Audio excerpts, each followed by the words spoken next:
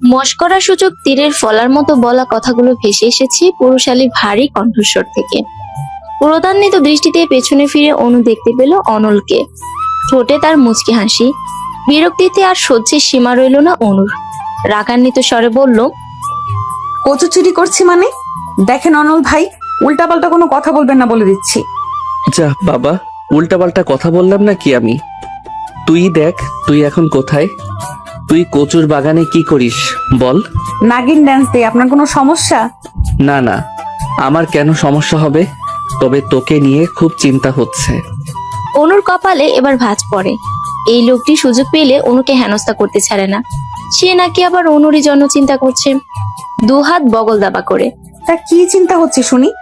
ঠোঁটের হাসিটা চওড়া করে অনল বলে, তুই তো এমনিতেই চুলকানি মানুষ, আবার নাকি কচু খেতে নাগিন ডান্স করছিস। চুলকাতে চুলকাতেই তো পটল তুলবি। রাগে দাঁত কিরমির করছে অনু। রাগের চোটে বলার মতো কোনো কথাও খুঁজে পাচ্ছে না। কিন্তু থেমে থাকার মেয়ে অনু নয়। শাসিয়ে শাসিয়ে সে বলল, আপনার মুখে কস্টেপ লাগিয়ে তারপর আমার সামনে আসবেন বলে দিচ্ছি, অসভ্য লোক। একই রে, তোর ভালোর জন্যই তো বললাম। রাখেন আপনার ভালো, অযথা বিরক্ত না করে এখান থেকে চলে যান।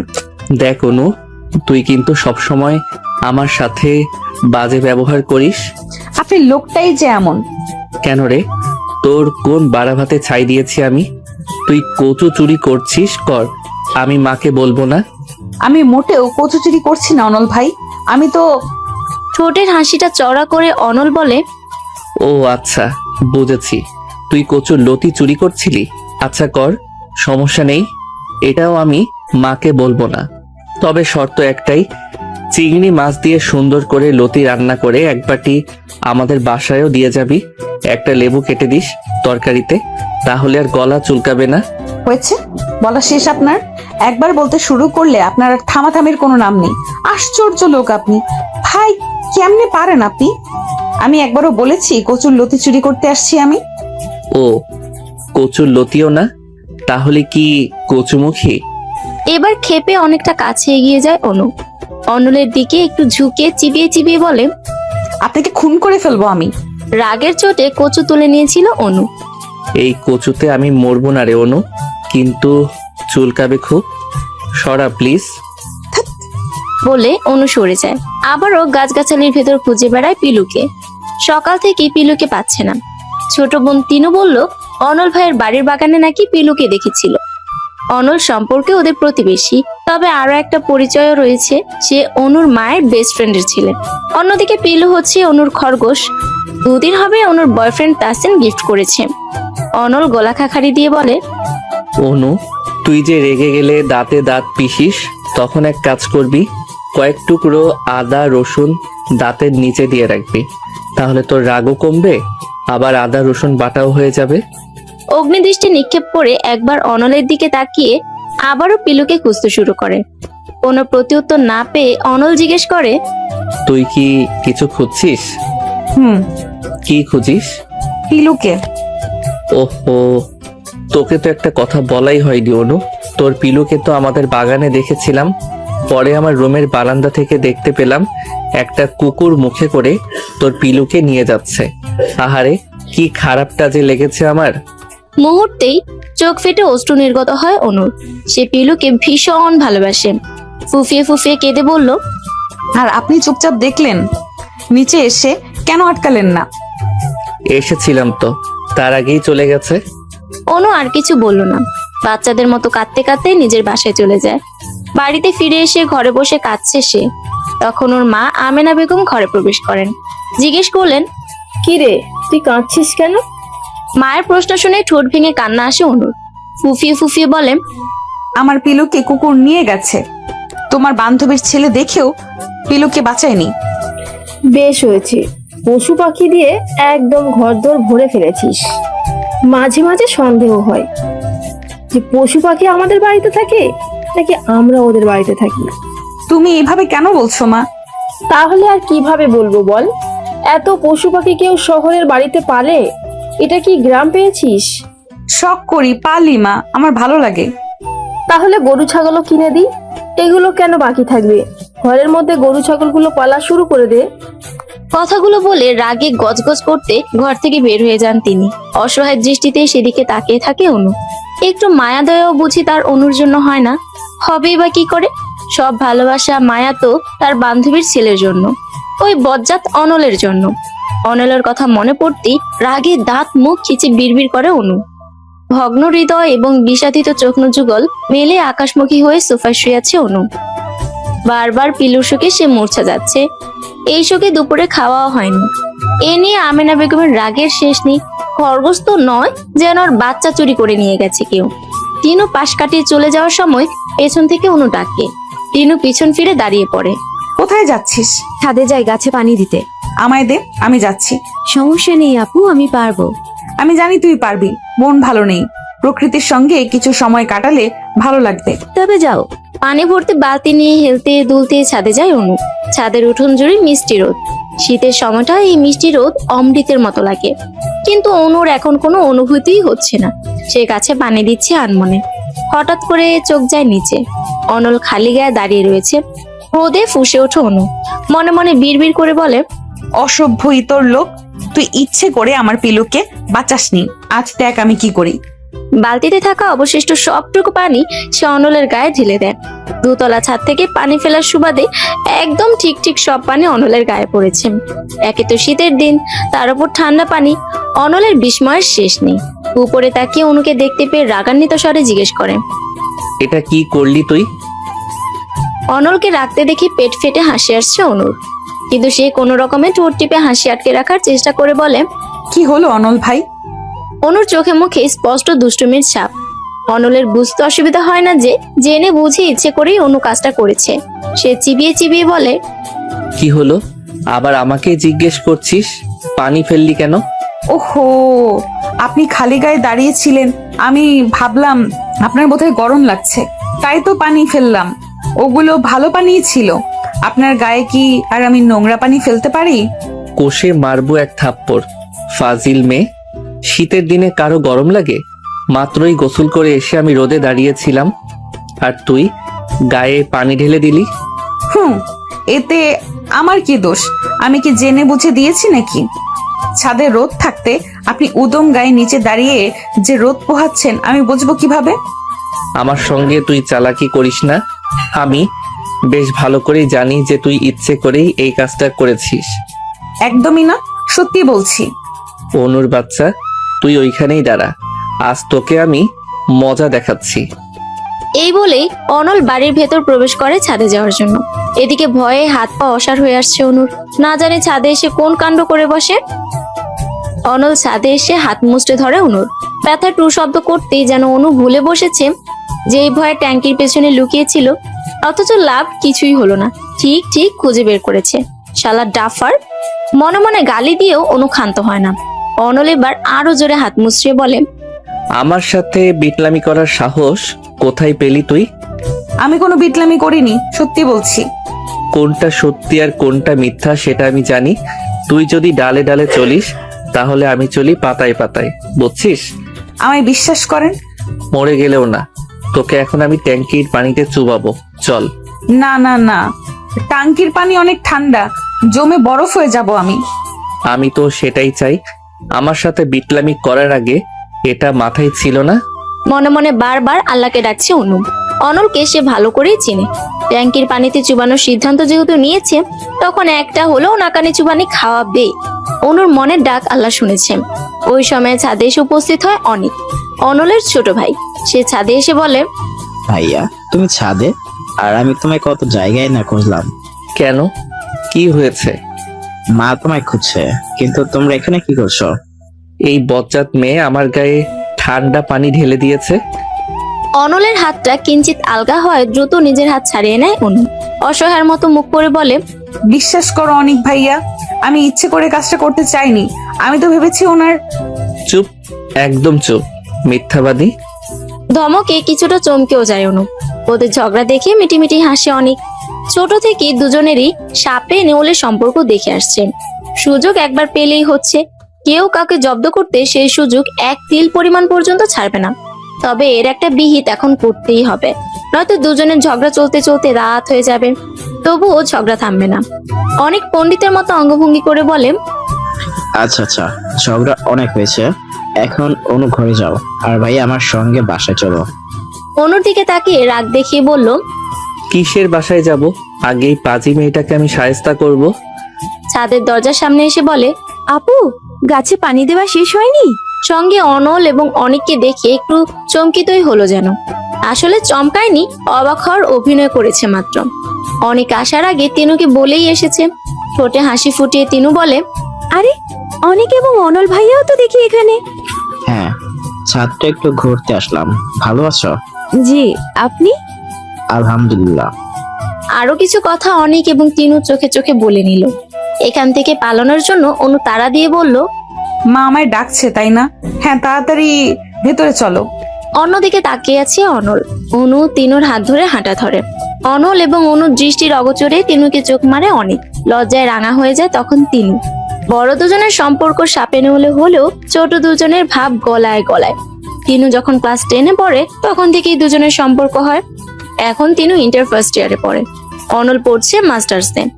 অনেক অনার্স 2য় বর্ষে পড়ে একই ভার্সিটিতে। অনু অনার্স ফার্স্ট ইয়ারে ভর্তি হয়েছে, এখনো ক্লাস শুরু হয়নি। ভার্সিটিতে ভর্তি হওয়া নিয়েও কত কাহিনী করতে হয়েছে। কিছুতেই অনলের ভার্সিটিতে ভর্তি হতে চায়নি, কিন্তু ওর চাওয়াতেই বাকি, বাবা মায়ের কথাই শেষ কথা। আর তাদের পিছনে কলকাঠি নাড়ছে বজ্জাত অনল। আমেনা বেগম রান্না করছিলেন। পিলুর জন্য মনটা ভালো নেই অনুর। খাওয়ার প্রতি রুচি মরে গেছে। একটু ঝাল ঝাল করে চিংড়ি দিয়ে নুডলস খেতে ইচ্ছে করছে। অনু রান্নাঘরের দিকে এগোয়, মায়ের উদ্দেশ্যে বলে, আম্মা, কি নুডলস খাবো। এই সময়? খুব খেতে ইচ্ছে করছে। আচ্ছা, রান্না শেষ হোক। কলিং বেলের শব্দ শুনে আমেনা বেগম আবার বললেন, ময়লাওয়ালা আসছে মনে হয়, যা তো ময়লাগুলো দিয়ে আয় তো।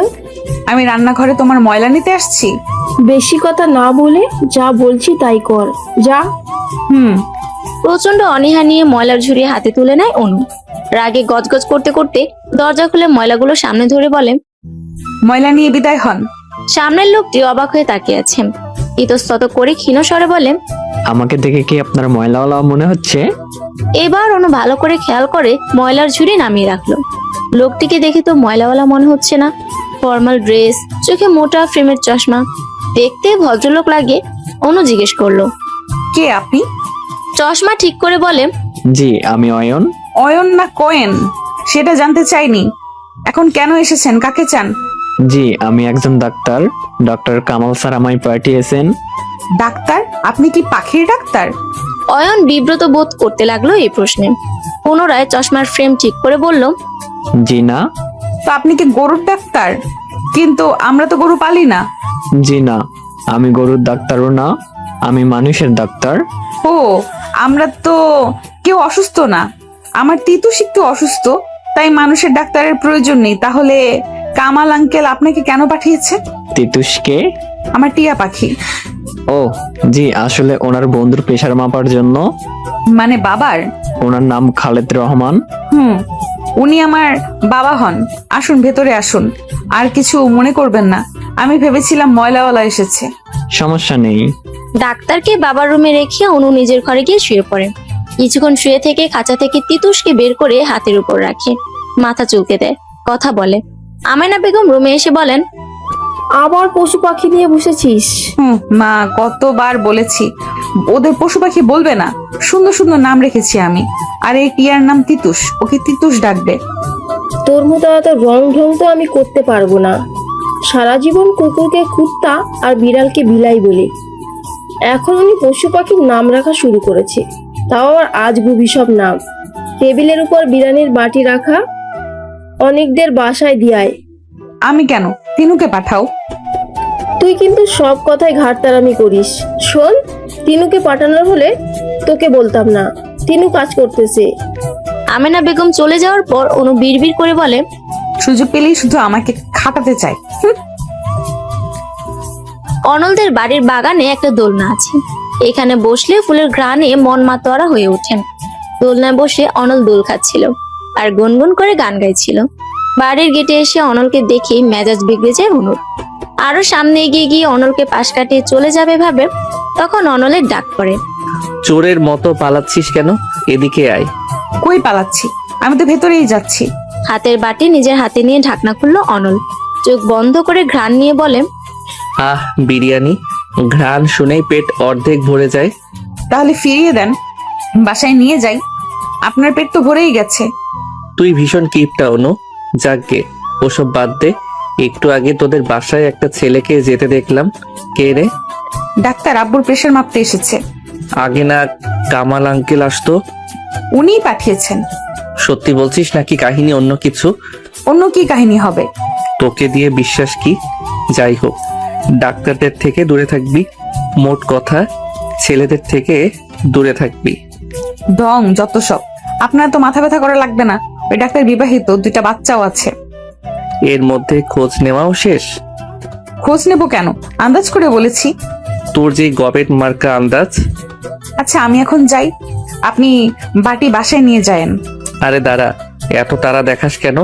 তোর সঙ্গে একটা ইম্পর্টেন্ট কথা আছে। ইম্পর্টেন্ট কথা? তাও আমার সাথে? ইন্টারেস্টিং। আচ্ছা শুনি কি কথা। বাটির ঢাকনা লাগিয়ে অনুর ওড়নায় হাত মুছে নিল অনল।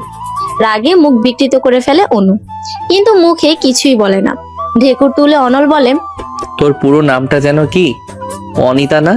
কি একটা নাম, ছ্যাঃ, মনে হচ্ছে গণিতের সঙ্গে একটা আকার যোগ করে গণিতা বানানো হয়েছে, আর সেখান থেকে অনিতা।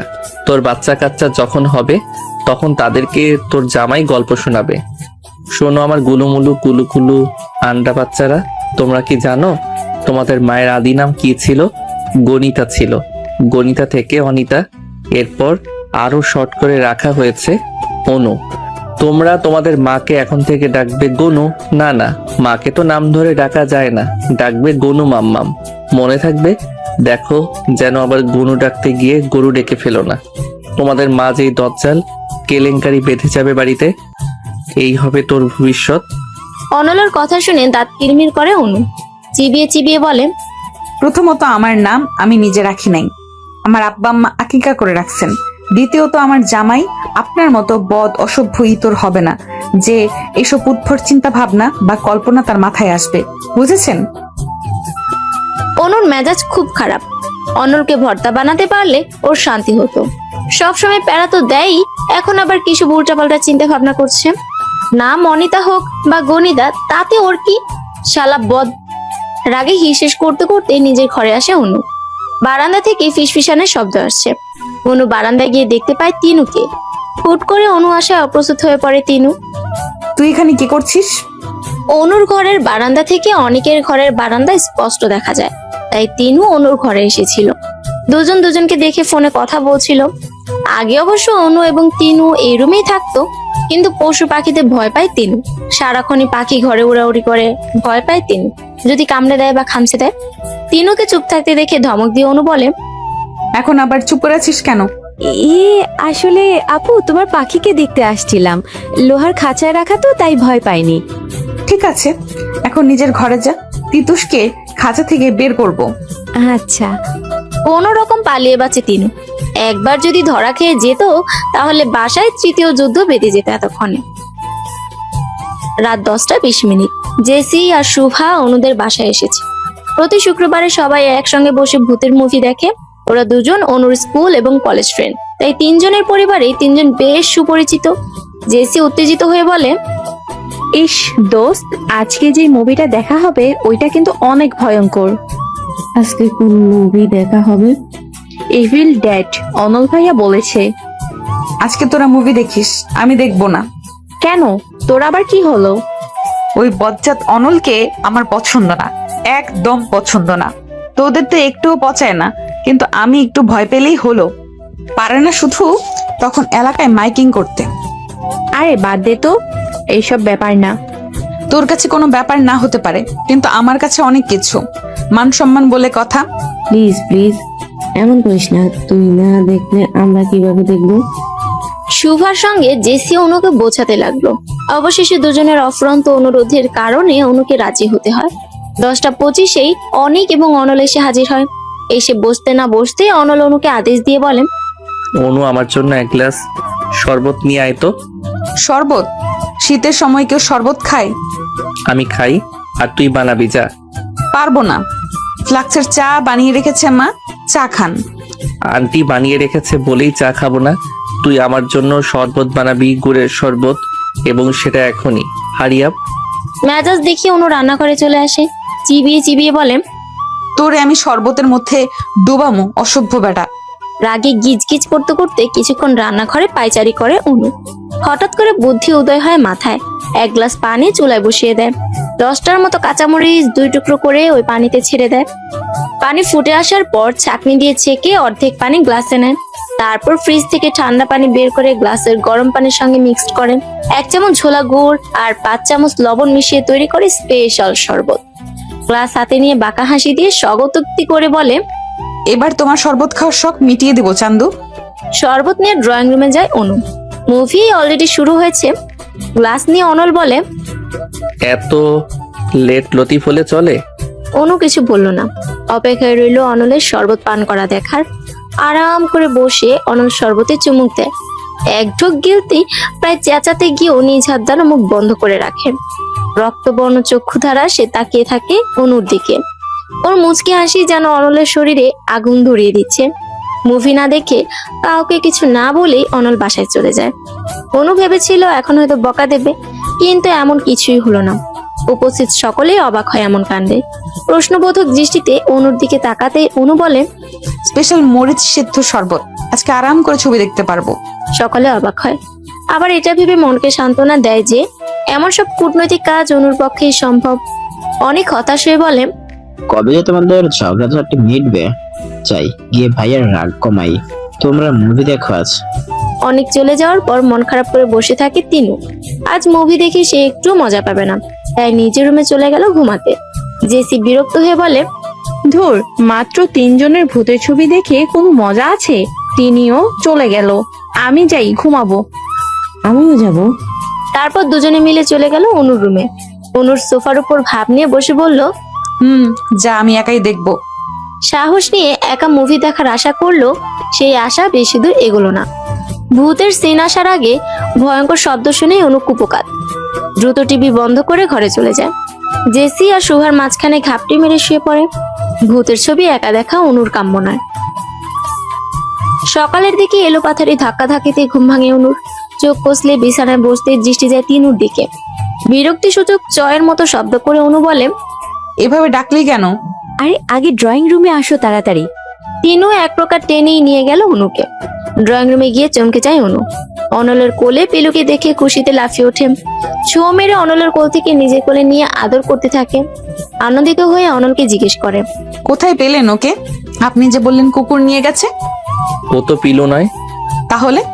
তোর চোখের মাথা গেছে রে অনু। চোখ কষলে ভালো করে দেখ, এটা খরগোশ না, ওর মতো দেখতে একটা ছোট বিড়াল ছানা। অনু এবার ভালো করে তাকিয়ে দেখলো, আসলে খরগোশের মতোই ধবধবে সাদা বিড়াল ছানাটি। একদম ছোট বাচ্চা, কি কিউট।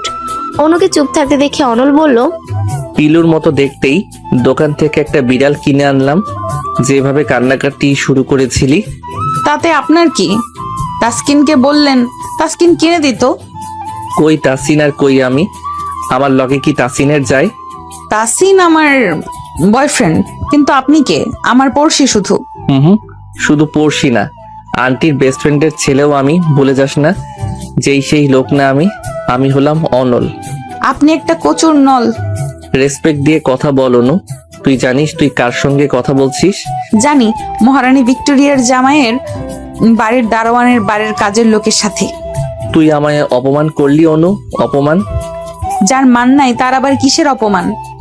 একই উপকারের ঘাড়ে লাথি, তুই হলি তার বড় প্রমাণ। বাজে কথা।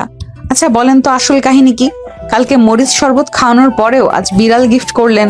আমি তো ভেবেছিলাম নির্ঘাত কোনো শাস্তির অপেক্ষা করছে আমার জন্য। চোরের মন পুলিশ পুলিশ, তবে তোর ধারণা ভুল নয়। শাস্তি তো তুই পাবি। কাল থেকে তোর ভার্সিটিতে ক্লাস না, আই শুধু কলেজে। র্যাক কাকে বলে টের পাবি। কি করবেন আপনি? সেটা কলেজে আসলেই বুঝবি, এখন তো বলবো না। হাতে বেশি সময় নেই তোর সাথে প্যাচাল পাড়ার। আমি এখন চাই। অনল চলে গেল। ল্যাম্পপোস্টের মতো নির্জীব হয়ে দাঁড়িয়ে আছে অনু। আল্লাহ ভালো জানে কাল যে কি পরিমাণ নাস্তানাবুদ করে ছাড়বে বেটা হতচ্ছাড়া। চুলের মাঝে হাত বুলাতে বুলাতে বাড়ি থেকে বের হয় অনল। বেশ হ্যান্ডসাম এক ছেলেকে বাড়ির সামনে দাঁড়িয়ে থাকতে দেখে থেমে যায়। ছেলেটির দৃষ্টি লক্ষ্য করে তাকিয়ে দেখে অনুর ব্যালকনির দিকে তাকিয়ে আছে সে। অনল ছেলেটির দিকে এগিয়ে গিয়ে প্রশ্ন করে। ওই দিকে কি দেখো? ছেলেটি প্রথমে হকচকে গেলেও পরে নিজেকে সামলে নেয়। হাসি হাসি মুখ করে বলে, কিছু না, পাখি দেখছিলাম। কিছু না, আবার পাখি দেখছিলে? নাম কি তোমার? জি, তাসিন। তাসিন? ও, মনে পড়েছে, তুমি অনুর বয়ফ্রেন্ড? ছেলেটি এবার ইতস্তত করতে থাকে। একটু ভয়ও লাগছে, কে না কে উত্তরের অপেক্ষায় তাকিয়ে রয়েছে অনল। কিছু না বলে চলেও যেতে পারছে না তাসিন। অন্যদিকে অনল মনে মনে বলছে, শালা পড়ছিস আজকে মাইন্ডকার চিপায়, তোর প্রেম করার শখ আমি মিটাচ্ছি। ক্যারেক্টারলেস ছেলে কখনো অনুর বয়ফ্রেন্ড হতে পারে না, পারে না, পারে না। ভাই, আপনি অনুর কে হন? আমাকেই পাল্টা প্রশ্ন করা হচ্ছে এখন। আমি যেই হই না কেন, আমার অধিকার তোমার চেয়ে অনেক বেশি। আমি খুব ভালো করেই জানি তুমি অনুর বয়ফ্রেন্ড। তোমার সব খোঁজ খবর আমি নিয়েছি, শুধু সামনাসামনি দেখলামই আজ। অনু ছাড়াও যে তোমার আরো কতগুলো জিএফ আছে সেই খবর কিন্তু আমার আছে। অনুকে কাপি মাছ ভেবে জালে আটকে ফেলবা, আর আমি তা হতে দেব এটা ভুলেও ভেবো না। সো সময় থাকতে আউট হও। আপনার পরিচয়টাই এখনো জানলাম না, আর আপনি হুমকি ধামকি দিচ্ছেন? আমার পরিচয় জানার দরকার নেই। অনুর সাথে ব্রেকআপ করার সময় জাস্ট জিজ্ঞেস করবা অনলকে, তাহলেই তোমার উত্তর পেয়ে যাবে। শেষের কথাটা এক্সট্রা ভাব নিয়ে বলল অনিল। তাসিন এবার হেসে ফেলে, হাসতে হাসতে বলে, ওহো, আপনি তাহলে অনল ভাই? অনু আমাকে আপনার কথা বলেছিল। এই কথা শুনে অনলের অবস্থা এখন আকাশে উড়ার মতো। একটু ভাবসাব নিয়ে দাঁড়িয়ে বলে, কি বলেছিল? অসভ্য, বেয়াদব, ইতর, কুত্তা, হতছাড়া অনল নামে একটা ছেলে আছে, সম্পর্কে ভাই ডাকি, আমার বেস্ট ফ্রেন্ডের ছেলে, এরকম কথাই বলেছিল। আসলে আপনার কথা যতবার বলেছে ততবার গালিগুলো ব্যবহার করেছে, তাই আমারও মুখস্থ হয়ে গেছে। আপনি কিছু মনে করবেন না। সব ভাবসাব ধুলার সঙ্গে একদম ধুলিসাৎ হয়ে গেছে। শেষমেশ অনু এইগুলো বলেছে, তাও কিনা ওর সো কল্ড ক্যারেক্টারলেস বয়ফ্রেন্ডের কাছে। না, এই অপমান কিছুতেই সহ্য করা যায় না, একদমই না। ওই অনুকে তো একটা উচিত শিক্ষা দিতেই হবে। তার আগে এই ব্যাটাকে এখান থেকে দূর করতে হবে।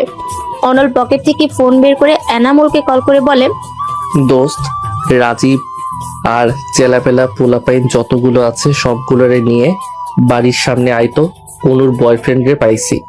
ওপাশ থেকে কি বললো তা শুনতে না পেলো তাসিনের হার্টবিট কাঁপাকাঁপি শুরু হয়ে গেছে। সে কোনো রকমে বলে, ভাই, বেয়াদবি মাফ করবেন, আমি চলে যাচ্ছি। এই বলে তাসিন দ্রুত হাঁটা ধরে। অনল বাঁকা হাসে এই কাণ্ডে। অনুর ঘরের ব্যালকনির দিকে তাকিয়ে দেখে তিতুসকে খাঁচায় রেখেছে। দেখে মনে হচ্ছে অনলের দিকে পাখিটি তাকিয়ে আছে। পাখির উদ্দেশ্যে অনল বলে, ওই পাখির তোর নাম যেন কি? টুসটুস না? যাই হোক, টিসটিস বা টুসটুস একটা তো হবেই। শোন টুসটুস, তোর অনুর কপালে দুঃখ আছে, কাল শুধু ভার্সিটিতে আসতে দে। অতি শঙ্কা আতঙ্ক নিয়ে ভার্সিটিতে উপস্থিত হয়েছে অনু। গেটে দাঁড়ালেই কলেজ ক্যাম্পাস এবং মাঠটা সূক্ষ্মভাবে দৃষ্টিবন্দী হয়। তীক্ষ্ণ চোখে অনু মাঠে খুঁজে বেড়াচ্ছে অনলকে। হতছাড়া তো বলেছিল ভার্সিটিতে আসলে করার এক দিবে। অনু নিজেই নিজেকে সান্ত্বনা দিয়ে বলে, এইসব র্যাকটে আমি ভয় পাই না, তবুও কেমন জানি লাগে। আচ্ছা, এত ভয় কেন পাচ্ছি আমি ওই ইডিয়েটটাকে? একদম ভয় পাবো না আমি। এমনিতেই তার উপর আমার মেজাজ খারাপ। আমার বয়ফ্রেন্ডকে হুমকি দেওয়া, শালা শুধু একবার যদি কাল রাতে তোকে বাসায় পেতাম তবে দেখতি। আমার ভয়ে লুকিয়ে কেন ছিলি? বল বল। আদতে অনল লুকিয়ে ছিল না, বরং বন্ধুদের সঙ্গে আড্ডা দিতে গিয়েছিল। তাসিনের কাছে হুমকির বিবৃতি শুনে তৎক্ষণাৎ ওর বাসায় গিয়েছিল অনু। সকালে পায়নি, বিকেলে পায়নি, এমনকি রাতেও নয়।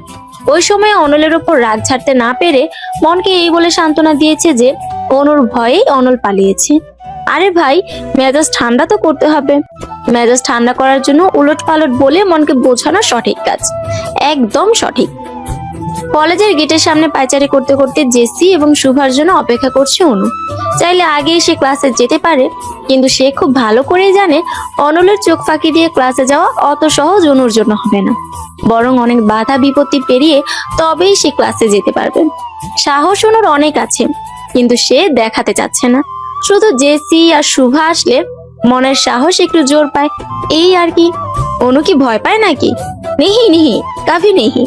নিজের মনে সংলাপ বনে যাচ্ছে অনু, অথচ এখনো গাধি দুইটা আসছে না। বিরক্ত হয়ে কলই করে, তখন দেখতে পায় ওদের রিক্সা সামনে এসে থেমেছে। জেসি কল রিসিভ করে ফেলেছিল। রিক্সা নজর আসার পর কল কেটে দিয়ে অনু বলে, আমায় দেখেও কল রিসিভ করলি কেন? টাকা কি তোর জামাই রিচার্জ করে দেয়? ভাড়া মিটিয়ে দুজনে এগিয়ে আসে। জেসি ওকে জড়িয়ে ধরে জিজ্ঞেস করে, ম্যামের মেজাজ আজ চটে আছে কেন? ছাড় আমারে, আদিক্ষেতা দেখাবি না একদম। কতক্ষণ ধরে ওয়েট করতেছি। আমার কি দোষ? শুভরাই তো রেডি হয় না, ওর বাসায় গিয়ে 1 ঘন্টা ধরে বসে থাকা লাগে। একদম মিথ্যে বলবি না জেসি, তুই নিজেই লেট করে আসছিস। আমার রেডি হতে 10 মিনিটও লাগে নাই। হইছে, থাম দুইটাই। তোরা দুইটাই যে কি পরিমাণ ঢিলা কোম্পানি সেটা আমি ভালো করেই জানি। ভালো সাজা লাগবে না কারো। এখন আর ঝগড়া না করে ভেতরে চল, এমনি জান প্রাণ যায় যায়। ধমকে দুজনেই মেয়েকে অভিমান করে চুপসে যায়। শেষের কথাটা শুনে শুভা জিজ্ঞেস করে, জান যাবে কেন? এত কিছু জানা লাগবে না, চল। 3 বান্ধবী মিলে ভেতরে যায়। আল্লাহ আল্লাহ জপছে অনু। ক্যাম্পাসের কোথাও অনলকে চোখে পড়লো না। যাক বাবা, বাঁচা গেল। কলেজ ভবনে যাওয়ার পর সিঁড়িতে পা রাখতেই পেছনে ডাক আসে। এই নিউ কামার, এদিকে এসো। 3 জনেই পিছু ফিরে তাকায়। বিড়বিড় করে শুভা বলে, বেয়াদ্দপ তুই চামার। ওরা এগিয়ে যেতেই সামনে ছেলেগুলো জিজ্ঞেস করে, ফার্স্ট ইয়ার না? অনু, জেসি, শুভা মাথা ঝাঁকায় বলল, গুড। ক্লাসে যাওয়ার আগে একটা কাজ করতে হবে। কি কাজ? বলছি, তার আগে তোমাদের নামগুলো বলো তো। ওর নাম শুভা, ওর নাম অনু, আর আমার নাম জেসি। তুমি আর শোভা এক সাইডে এসে দাঁড়াও। 3 জনই অবাক হয়ে 3 জনের দিকে তাকায়। বুঝতে পারছে না এরা ঠিক কি করতে চাচ্ছে। ছেলেটি পুনরায় বলল, দাঁড়িয়ে আছো কেন? যা বললাম চুপচাপ তাই করো। জেসি এবং শুভা এক সাইডে এসে দাঁড়ালো। ছেলেটি এবার আরাম করে গাছের সাথে হেলান দিয়ে দাঁড়িয়ে বলে, অনু, এবার একটা গান শোনাও তুমি। বাজ পড়ার মতো শব্দ হলো মনে হয় অনুর কানে। এখন এ বাংলা সিনেমার মতো চারদিকে বজ্রপাত হবে, ধিমতানা শব্দ হবে। না, এ হতে পারে না। এত নিষ্ঠুরতম কাজ কেউ করতে পারে না। কিন্তু হায়, এরকম কিছুই হলো না। ধুর, ফিলিংসের দফা রফা। অনুর চোখে মুখে বিস্ময় দেখে উপস্থিত ছেলেগুলো মুচকি মুচকি হাসছে। ভাবনার গহীন অতল থেকে বেরিয়ে এসে অনু প্রশ্ন করে, গান গাইবো কেন? তাছাড়া আমি গান গাইতে পারি না। গাইতে না পারলেও কিছু করার নেই, গাইতেই হবে। এত নতুন স্টুডেন্টসদের মধ্যে আমাকেই কেন র্যাক দেওয়া হলো? কারণ তোমাকে আমাদের পছন্দ হয়েছে। লক্ষ্যে একটা মেয়ে তুমি। এখন সময় নষ্ট না করে গান শুরু করো। একটু পরেই তোমাদের ক্লাস শুরু হবে। প্রথম দিন দেরি করা ঠিক হবে না, তাহলে স্যার নিকনেম দিয়ে দিবে লেট লতিফ। ক্লাস টিচার কিন্তু ভারী সাংঘাতিক। হাত ঘড়িতে সময় দেখে কথাগুলো গড়গড় করে বলল পাশের ছেলেটি। কিন্তু অনু তো দমে যাওয়ার পাত্রী নয়। অনল র্যাক দিলে ভিন্ন বিষয় ছিল। ওই ছেলে ঘাটতেরা, কথা না শুনে উপায় থাকতো না। কিন্তু এদেরকে ভয় দেখানো যাবে। অনলের কথা বলে ভয় পাবে নিশ্চয়ই। কারণ এই ভার্সিটিতে নাকি অনলের অনেক নাম ডাক আছে। সে শুনেছে। গলাটা পরিষ্কার করে ভাব নিয়ে অনু বলল, আপনারা কোন ইয়ারে পড়েন? Honours final year. অনলকে চেনেন নিশ্চয়ই। চিনি, সিনিয়র ভাইয়া। গুড। জানেন সে আমার কি হয়? কে হয়?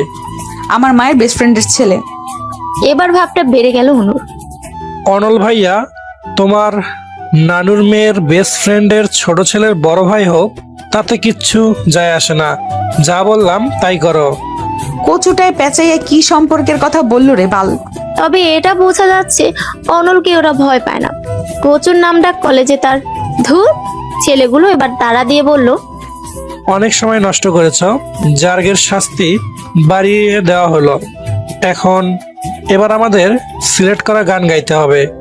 তুমি মমতাজের বন্ধু যখন বউ লইয়া গানটি গাইবে এখনই, আর একটা কথাও বাড়াবে না। তৃষ্ণায় অনুর গলা শুকিয়ে যাচ্ছে। এই বানরের দলগুলো দেখি অনলের চেয়েও ডেঞ্জারাস। জেসি আর শুভা অসহায়ের মতো তাকিয়ে আছে। অনু কাঁদো কাঁদো হয়ে বলে, আমি গান গাইতে পারি না। এসব কথা শুনবো না খুকি, যেভাবে পারো সেভাবেই গাও। গাইতেই হবে। হ্যাঁ খুকি। অনুর ইচ্ছে করছে এখন হাত পা ছড়িয়ে বসে কাঁদতে, যেমনটা ছোটবেলায় করতো। কিন্তু এখন সে বড় হয়ে গেছে। ছোটবেলায় কেউ না হাসলো, এখন সবাই হাসবে, প্রাণ খুলে হাসবে। বিনা টিকিটে ফ্রিতে বিনোদন কেই বা না নিতে চায়, যেমনটা এখন চাচ্ছে বান্দরের দলগুলা। অনু মনে মনে ভাবছে অনেকগুলা বানর পালবে সে, আর এই ছেলেগুলোর নামে বানরের নাম রাখবে। বদ, অসভ্য, নাইজেরিয়া। আশেপাশে তাকিয়ে অনু প্রস্তুতি নিচ্ছে। ছেলেগুলো তারা দিয়েই চলেছে। কান নাগাইলে যে রক্ষে নেই তা হাড়ে হাড়ে বুঝতে পারছে। অবশেষে মানে জুতের ফালুদা করে অনু গান গাইতে শুরু করে। বন্ধু যখন বউ লইয়া আমার চোখের সামনে দিয়া রঙ্গ কইরা হাইটা যায়, বুকটা ফাইটা যায়। অনুর চোখ কাঁদো কাঁদো। দুঃখের কথা আর কি বলবো, এই সিচুয়েশনে অনুর গান শুনে জেসি আর শুভারও হাসি পাচ্ছে। কিন্তু বান্ধবীর বিপদে হাসাটা অনুচিত, তাই আপ্রাণ চেষ্টা করে চলেছে হাসি আটকানোর জন্য। ছেলেগুলো মিটিমিটি হাসছিল। বলল, সুর হয়নি খুকি, আরেকবার গাও, এবার হবে। দ্বিতীয়বার গাওয়ার সময় জেসি আর শুভা নিজেদের হাসি আটকে রাখতে পারলো না। দুজনে অট্ট হাসি হেসে ফেললো। এবার ছেলেগুলো শব্দ করে হাসা শুরু করে, আর অনুর ইচ্ছে করছে সবগুলারে মেরে মাটি চাপা দিয়ে রাখতে। বান্ধবী দুইটা মীর জাফরের বংশধর বোঝা যাচ্ছে। ছেলেগুলো হাসি থামিয়ে ওদের দুজনের উদ্দেশ্যে বলেন, এই তোমরা হাসলে কেন? এখন ওর সঙ্গে তোমরাও গান গাইবে। শুরু করো। অনু, খুকি, আরেকবার গাও তো। রাগে গিজ গিজ করছে অনু, কিন্তু জেসি আর শুভাকেও গাইতে বলেছে বলে খুশি হয়েছে। মীর জাফরের বংশধর এবার বুঝ মজা। তিনজনের বেসুরা কণ্ঠে গান শুনে ছেলেগুলো হেসে লুটুপুটি খাচ্ছে। অনু পারলে চোখের দৃষ্টিতে ওদের ভস্ম করে দেয়। ক্লাস শুরুর ঘন্টা পড়ার পর ওরা বলল, অনেক সুন্দর গেয়েছো তোমরা। মাঝে মাঝে আমাদের একটু গান শুনিও কেমন খুকিরা? এখন ক্লাসে যাও। Good luck. গান শুনে মরলি না কেন বান্দরের দলগুলো? গানের সঙ্গে বিষ মেশানোর সুযোগ থাকলে সেই বিষ তোদের গিলাতাম। অসভ্য। বেজ্জতি করে এখন আবার বলে গুড লাক। ইস, প্রথম দিনই বেজ্জতি। কড়া দৃষ্টিতে ওদের দিকে তাকিয়ে মনে মনে কথাগুলো বলল অনু। তারপর তিনতলায় চলে গেল। হুট করে সিঁড়ির পাশের ক্লাস থেকে অনল বেরিয়ে আসে। অনুর পথ রোধ করে কানে কানে বলে, র্যাক কেমন লাগলো অনু? ওদেরকে আজই একটা ট্রিট দেবো বুঝলি। একদম আমার শেখানো বলি তোর উপর ঝেড়েছে। আহা, আমি কত ভালো প্রশিক্ষণ দেই। তার মানে আপনি ওদেরকে এসব শিখিয়ে দিলেন? অনল ঠোঁট বাঁকিয়ে হাসতে হাসতে উপন্যাস মাথা ঝাঁকায়। রাগে অনু দৌড়ানি দেয়। অনলও দৌড় শুরু করে। তখন হাতে থাকা কলমটা ছুঁড়ে মারে অনলের দিকে। কিন্তু বিধি বাম, ভাগ্য খারাপ থাকায় অনলের গায়ে কলমটি লাগেনি, লেগেছে স্যারের গায়ে। স্যার কিছু বুঝে ওঠার আগে অনু, জেসি আর সুফা দৌড়ে ক্লাসে যায়। আল্লাহ ভালো জানে মুখ দেখছে নাকি। স্যার ক্লাসে আসার আগে মাঝখানের সারিতে ঘাপটি মেরে বসেছিল তিনজন। প্রিন্সিপাল সহ সব টিচার এসে নিজেদের পরিচয় দিয়ে গেছে। তারা চলে যাওয়ার পর ক্লাস টিচার পরিচয় পর্ব শুরু করেন। অনু, জেসি আর শুভা ভয়ে তটস্থ হয়ে রয়েছে। ওদের পরিচয় পর্ব শেষ হওয়ার পর হাত ছেড়ে বাঁচে, কারণ স্যার ওদের দেখেনি। দেখলে নির্ঘাত এখানেও একটা বেইজ্জতির শিকার হতে হতো। ভার্সিটির প্রথম দিনটাই বাজেভাবে শুরু হলো। ধ্যাৎ, সব হয়েছে ওই বজ্জাত অনলের জন্য। শুভা তখন ফিসফিস করে বলে, অনল ভাইয়া, এটা কিসের প্রতিশোধ নিল রে? মরিচ সিদ্ধ শরবত খাওয়ানোর জন্য। কপাল, সবই কপাল। এসব আজগুবির রেসিপি কেন যে তোর মাথায় আসলো? এই আজগুবির রেসিপির জন্য মান সম্মান সব শেষ হলো। চুপ কর মীর জাফরের বংশধর। আমার চেয়ে বেশি বেইজ্জতি তো আর তোদের হয়নি। আর তোরা কেমনে পারলি ওই সময় হাসতে? কি করব, হাসি পাচ্ছিল তো। সময় আসুক আমার, তখন বুঝাবো হাসি কাকে বলে, কত প্রকার এবং কি কি। তিনটা ক্লাস করার পর ছুটি হয়ে যায়। তাসিন অনুকে নিতে এসেছে। জেসি এবং শুভাকে বিদায় দিয়ে অনু তাসিনের বাইকে করে বাড়ি আসে। অনু বাড়ির ভেতর চলে যাওয়ার পর অনলের মুখোমুখি হয় তাসিন। অনল ভ্রু নাচিয়ে বলে, কি খবর ছোট ভাই? তোমারে না বলছিলাম অনুর সাথে ব্রেকআপ করতে? আপনার কোথায় ব্রেকআপ কেন করব ভাই? তাছাড়া আমি তো এটাই বুঝি না, আপনার সমস্যাটা কি? আমরা দুজন দুজনকে ভালোবাসি, মাঝখানে আপনি কেন আসছেন? দেখলি সাহস কত এই ছেলের। এই এতক্ষণ ভালো করে কথা বললাম, ভালো লাগেনি? কিসের ভালোবাসা? অনু তো একটা বোকা গাধি। ভালো লাগা ভালোবাসার তফাতই বোঝে না। আমি ড্যাম শিওর ভালোবাসা কি সেটা বুঝলে তোমার মতো ক্যারেক্টারলেস একটা ছেলের সঙ্গে কখনোই রিলেশন করতো না। আদারওয়াইজ ও তো জানেও না তোমার আরো কতগুলো মেয়ের সঙ্গে রিলেশন আছে। তুমি তো একা ওরে ভালোবাসো না। সময় থাকতে এখনো ভালো করে বলতেছি, অনুর পথ থেকে সরে দাঁড়াও। দেখেন ভাই, আমি আপনার সাথে ঝামেলা করতে আসি নাই। আমি আরো মেয়ের সাথে রিলেশন করি বা যাই করি, আপনার তাতে কি? অনুর তো সমস্যা নাই, তাই না? হুদাই আপনি ঝামেলা পাকায়েন না তো। বুঝছি, সোজা কথা শোনার মতো ছেলে তুমি না, ঘাটতেরা আছো। তবে আমার চেয়ে বেশি না। লাস্ট ওয়ার্নিং দিতেছি, অনুর পথ থেকে না সরলে আমার চেয়ে খারাপ কেউ হবে না।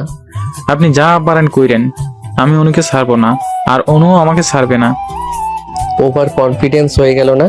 তুমি অনুরে না ছাড়লেও অনু তোমায় ছাড়বে। পারলে চেষ্টা করে দেখতে পারেন। অনেক কষ্টে অনুর মন গুলিয়েছি। আমার প্রতি ওর অগাধ বিশ্বাস আর ভালোবাসা আছে। তাছাড়া আপনাকে এমনিতেও অনু পছন্দ করে না, সহ্যও করতে পারে না। আপনার কথায় অনু আমায় ছাড়বে না। ছাড়বে, just wait and watch. Tasin আর কিছু বলল না, বাইক নিয়ে সেখান থেকে চলে যায়। অনিক তখন বলে, বাদ দাও না ভাই, কি দরকার অযথা ওদের মাঝে ঝামেলা করার। দরকার আছে অনেক। ছেলেটা ভালো হলে আমি এমন করতাম না, কিন্তু ছেলেটা প্লে বয়, ক্যারেক্টারলেস, আরো অনেকগুলো মেয়ের সাথেও রিলেশন আছে। ভাইয়া একটা কথা বলি, তুমি কি ওনকে ভালোবাসো? অনেকের কথা শুনে অনল ফিক করে হেসে ফেলে। মাছি তাড়ানোর ভঙ্গিতে বলল, হুস, পাগল হলি নাকি তুই? আমি কেন অনুকে ভালোবাসতে যাব? তাহলে সারাক্ষণ তুমি ওর পিছনে লেগে থাকো কেন? তুমি কি ওর রিলেশন ভাঙতে চাচ্ছ? পেছনে লাগি বলতে ওকে জ্বালাতে আমার ভালো লাগে, ও রাগলে আরো বেশি ভালো লাগে। বাকি রইলো রিলেশনের কথা। ওই মাথা মোটা মেয়ে ভালো খারাপ এখনো কিছুই বোঝে না। বড় হয়েছে শুধু হাতে পায়ে, হ্যান্ডসাম হলে আর কয়েকদিন পিছু পিছু ঘুরলেই ওর মন গলে যায়। ছেলে ভালো নাকি খারাপ সেটা তো মানুষ আগে খোঁজ খবর করে। ওর ওই বয়ফ্রেন্ড ভালো না, বললাম না, 1 নাম্বারের ক্যারেক্টারলেস। এই জন্যই আমি চাচ্ছি না তাসিনের সাথে ওর রিলেশন থাকুক। বুঝলাম। এখন কথা হচ্ছে, ছেলে ক্যারেক্টারলেস হোক অথবা ভালো, তাতে তোমার কি? মানে আমাদের কি? জীবন ওর, সিদ্ধান্ত ওর, যার সাথে ইচ্ছে রিলেশন করুক। এটা সিদ্ধান্ত নয়, অনেক আবেগ। অন্য আবেগের বশে কোনো ভুল কাজ করুক কিংবা কারো দ্বারা ওর ক্ষতি হোক, এটা আমি চাই না। এখন যাই, এনামুল দেখা করতে বলেছে। আচ্ছা যাও। অনেক বাড়ির ভেতর যাওয়ার পর অনল আসে অনুদের বাসায়। তিনি দরজা খুলে দেয়। অনল জিজ্ঞেস করে, অনু কি করে? আপু ঘুমাচ্ছে, এসেই শুয়ে পড়েছে। অলসের অলস, বিড়ালটা কোথায়? আপুর ঘরেই। চলো তো যাই। তিনুকে নিয়ে অনল অনুর ঘরে আসে। ঘরে ফ্লোরে বসে আছে বিড়াল ছানাটি। বিড়ালটি হাতে নিয়ে অনল তিনুকে বলল, ওই কুম্ভকর্ণটাকে ডেকে তোলো। হুহু, আপু বকবে, আপনি ডাকেন। আমার টাকা লাগবে না। তিন ওই অসভ্য লোকটাকে বল চলে যেতে। তুই ঘুমাসনি নাকি ঘুমিয়ে ঘুমিয়ে মাছ ধরিস? একদম বাজে কথা বলবেন না, বিরক্ত লাগতেছে আপনাকে, আপনি চলে যান। এত রেগে আছিস কেন? রাগ দেওয়ার জন্য? কথাই বলবেন না আপনি, যান বলছি। উফ, কি রাগ বাবা, আমার কি দোষ? আমি তো আর তোকে শাস্তি দেইনি। আপনি দেননি, কিন্তু আপনার কথা মতোই তো ওরা কাজ করেছে, তাই না? রাগ করেছে? আচ্ছা, কাল যে তোর টুসটুস পাখিকে সব বললাম, তোকে সাবধান করেনি? ওর নাম টুসটুস না, তিতুস। ওই একই হলো, তোর মতোই অদ্ভুত নাম। তোর পশু পাখির মনে থাকে না? আপনাকে মনে রাখতে বলেছে কে? এক্ষুনি আপনি আমার ঘর থেকে বের হয়ে যাবেন। বের হব না। কি করবি? অনু বিছানা ছেড়ে তেড়ে আসে অনলের দিকে। অবস্থা বেগতিক দেখে অনল দৌড় দেয়, নয়তো হাতের সবগুলো নখ হাতে দাবিয়ে দেবে। পেছনে দৌড়াতে গিয়ে অনু ধাক্কা খেলো বাবার সঙ্গে। অস্ফুট স্বরে তিনু বলল, সর্বনাশ। খালেদ রহমান ভীষণ রাগী মানুষ, নিশ্চুপ এবং গম্ভীর স্বভাবের। সামনেই মাথা নত করে দাঁড়িয়ে রয়েছে অনু। তিনি তিরিক্ষ মেজাজে বলেন, সবসময় তো দৌড়াদৌড়ি কিসের? শান্তভাবে হাঁটা যায় না? সরি আব্বু। তিনি গললেন না, চেঁচিয়ে আমেনা বেগমকে ডাকেন। হন্ততন্ত হয়ে আমেনা বেগম রান্নাঘর থেকে বেরিয়ে আসেন। খালেদ রহমান বলেন, মেয়েদের শিক্ষা থেকে কিছু দাওনি না? মেয়েরা মায়ের থেকে শিখবে না তো কার থেকে শিখবে? কি হয়েছে সেটা তোমার মেয়েকে জিজ্ঞেস করো। এমন দূরত্বপূর্ণ স্বভাব বাদ দিতে বলো, নম্রতা ভদ্রতা কিছু শেখাও। কি হয়েছে? কি হয়েছে সেই তোমার মেয়েকে জিজ্ঞেস করো। এমন দূরত্বপূর্ণ স্বভাব বাদ দিতে বলো, নম্রতা ভদ্রতা কিছু শিখাও। তিনি অনলের দিকে একবার বিভৎস দৃষ্টিতে তাকিয়ে চলে গেলেন বাইরে। এতক্ষণ একপাশে অনলও চুপ করে দাঁড়িয়েছিল। তিনি চলে যাওয়ার পর আমেনা বেগম জিজ্ঞেস করেন, কি করেছিলি তোরা দুটো? আমার কোনো দোষ নেই আন্টি, তোমার মেয়েই তো আমায় দৌড়ানি দিয়েছে। এসব সত্যি অনু? হ্যাঁ সত্যি। কেন দৌড়ানি দিয়েছে সেই কারণটাও তার থেকে শুনে নিও। এরপর গটগট করে সে চলে যায় নিজের রুমে। দুজনের ঝগড়াঝাটি সম্পর্কে তিনি বেশ ভালো করেই অবগত, তাই আর খাটালেন না এই বিষয়ে। অনু ভীষণ রেগে আছে বলে আর রাগালো না অনল। এই রাগ যে আবার কোন ভাবে প্রয়োগ করবে কে জানে। 5 বার ফোন দিয়েছিল তাসিন। ফোন সাইলেন্ট থাকায় শুনতে পায়নি অনু। বিছানায় গা এলিয়ে দিয়ে ফোনটা হাতে নিতেই দৃষ্টিতে পড়ে, কল ব্যাক করে সে, কিন্তু তাসিন কেটে দিয়ে ব্যাক করে। মনক্ষুণ্ণ হয়ে অনলের করা থ্রেডের কথা অনুকে জানায়। অগ্নিশিখা দাউ দাউ করে জ্বলছে অনুর দু চোখে। তৎক্ষণাৎ ফোন রেখে অনু অনলকে খুঁজতে যায়। আজকে তো ওর খবর আছেই। চায়ের দোকানে বসে পা দুলিয়ে দুলিয়ে চা পান করছিল অনল এবং ওর বন্ধুরা। দূর থেকে অনুকে আসতে দেখে রাজীব বলল, দোস্ত, অনু আসতেছে, দেখে তো মনে হচ্ছে রেগে ফায়ার হয়ে আছে। রাজীবের কথায় ঘাড় বাঁকা করে পেছনে তাকায় অনল। ততক্ষণে অনু অনেকটা কাছে চলে এসেছে। পায়ের গতি বাড়িয়ে অনলের সামনে এসে দাঁড়ায়। অনল এবার ঘুরে অনুর মুখোমুখি বসে চায়ের কাপে চুমুক দেয়। কোমরে হাত রেখে বড় বড় করে শ্বাস নিচ্ছে অনু। কাপের চাটুকু শেষ করে অনল অনুর উদ্দেশ্যে বলে, সাপের মতো হিস হিস করছিস কেন অনু? তুই কি সাপের দেবী? এমনিতেই অনলের ওপর তার রাগের সীমা নেই, তার উপর এখন উল্টাপাল্টা কথা বলছে। রাগের মাত্রা দ্বিগুণ থেকে 4 গুণ হয়ে যায়। অনু কটমট করে তাকিয়ে থাকে অনলের দিকে। নাক ফুলিয়ে দাঁতে দাঁত পিষে বলে, আপনি তাসিনকে কি বলেছেন? তাসিমকে? ও মনে পড়েছে, সো কল বয়ফ্রেন্ডের কথা বলছিস? কি বলবো ওই বলদটাকে? কিছুই বলিনি। অনু নিচের ঠোঁট কামড়ে রাগ কন্ট্রোল করার চেষ্টা করছে। চায়ের দোকানদার আর অনলের বন্ধুরা অনুর দিকে তাকিয়ে আছে। এখানে বেশি কিছু বলা মানে সিন ক্রিয়েট করা। এলাকার সবাই জানে অনু শান্তশিষ্ট লক্ষ্মী মেয়ে। এই খেতাবগুলো বজ্জাত অনলের জন্য নষ্ট করতে চাচ্ছে না। যা বলার আন্টিকেই বলতে হবে। মনে মনে হিসাব কষিয়ে অনু চলে যাওয়ার জন্য উদ্যত হয়। কয়েক কদম এগোনোর পর অনল অনুর নাম ধরে ডাকে। ডাক শুনে পিছু ফিরে অনু অনলের দিকে অগ্নিদৃষ্টি নিক্ষেপ করে। তারপর হন হন করে আবারও হাঁটা শুরু করে। অনল দৌড়ে যায় অনুর কাছে, পাশাপাশি হাঁটতে হাঁটতে বলে, এতদিন ভাবতাম ওই বলদটাকে বলদ বললেও সত্যিকার অর্থে বলদ নয়, কিন্তু আজকে প্রমাণ হলো ওই শালাই শুধু বলদই নয়, একটা রাম ছাগলও। আপনি কিন্তু বেশি বাড়াবাড়ি করছেন। বাড়াবাড়ির কি দেখলি তুই? তোর এই সো কল্ড বলদ বিএফ কে যদি আর দেখেছি এই এলাকায়, তাহলে ঠ্যাং ভেঙে রেখে দেব।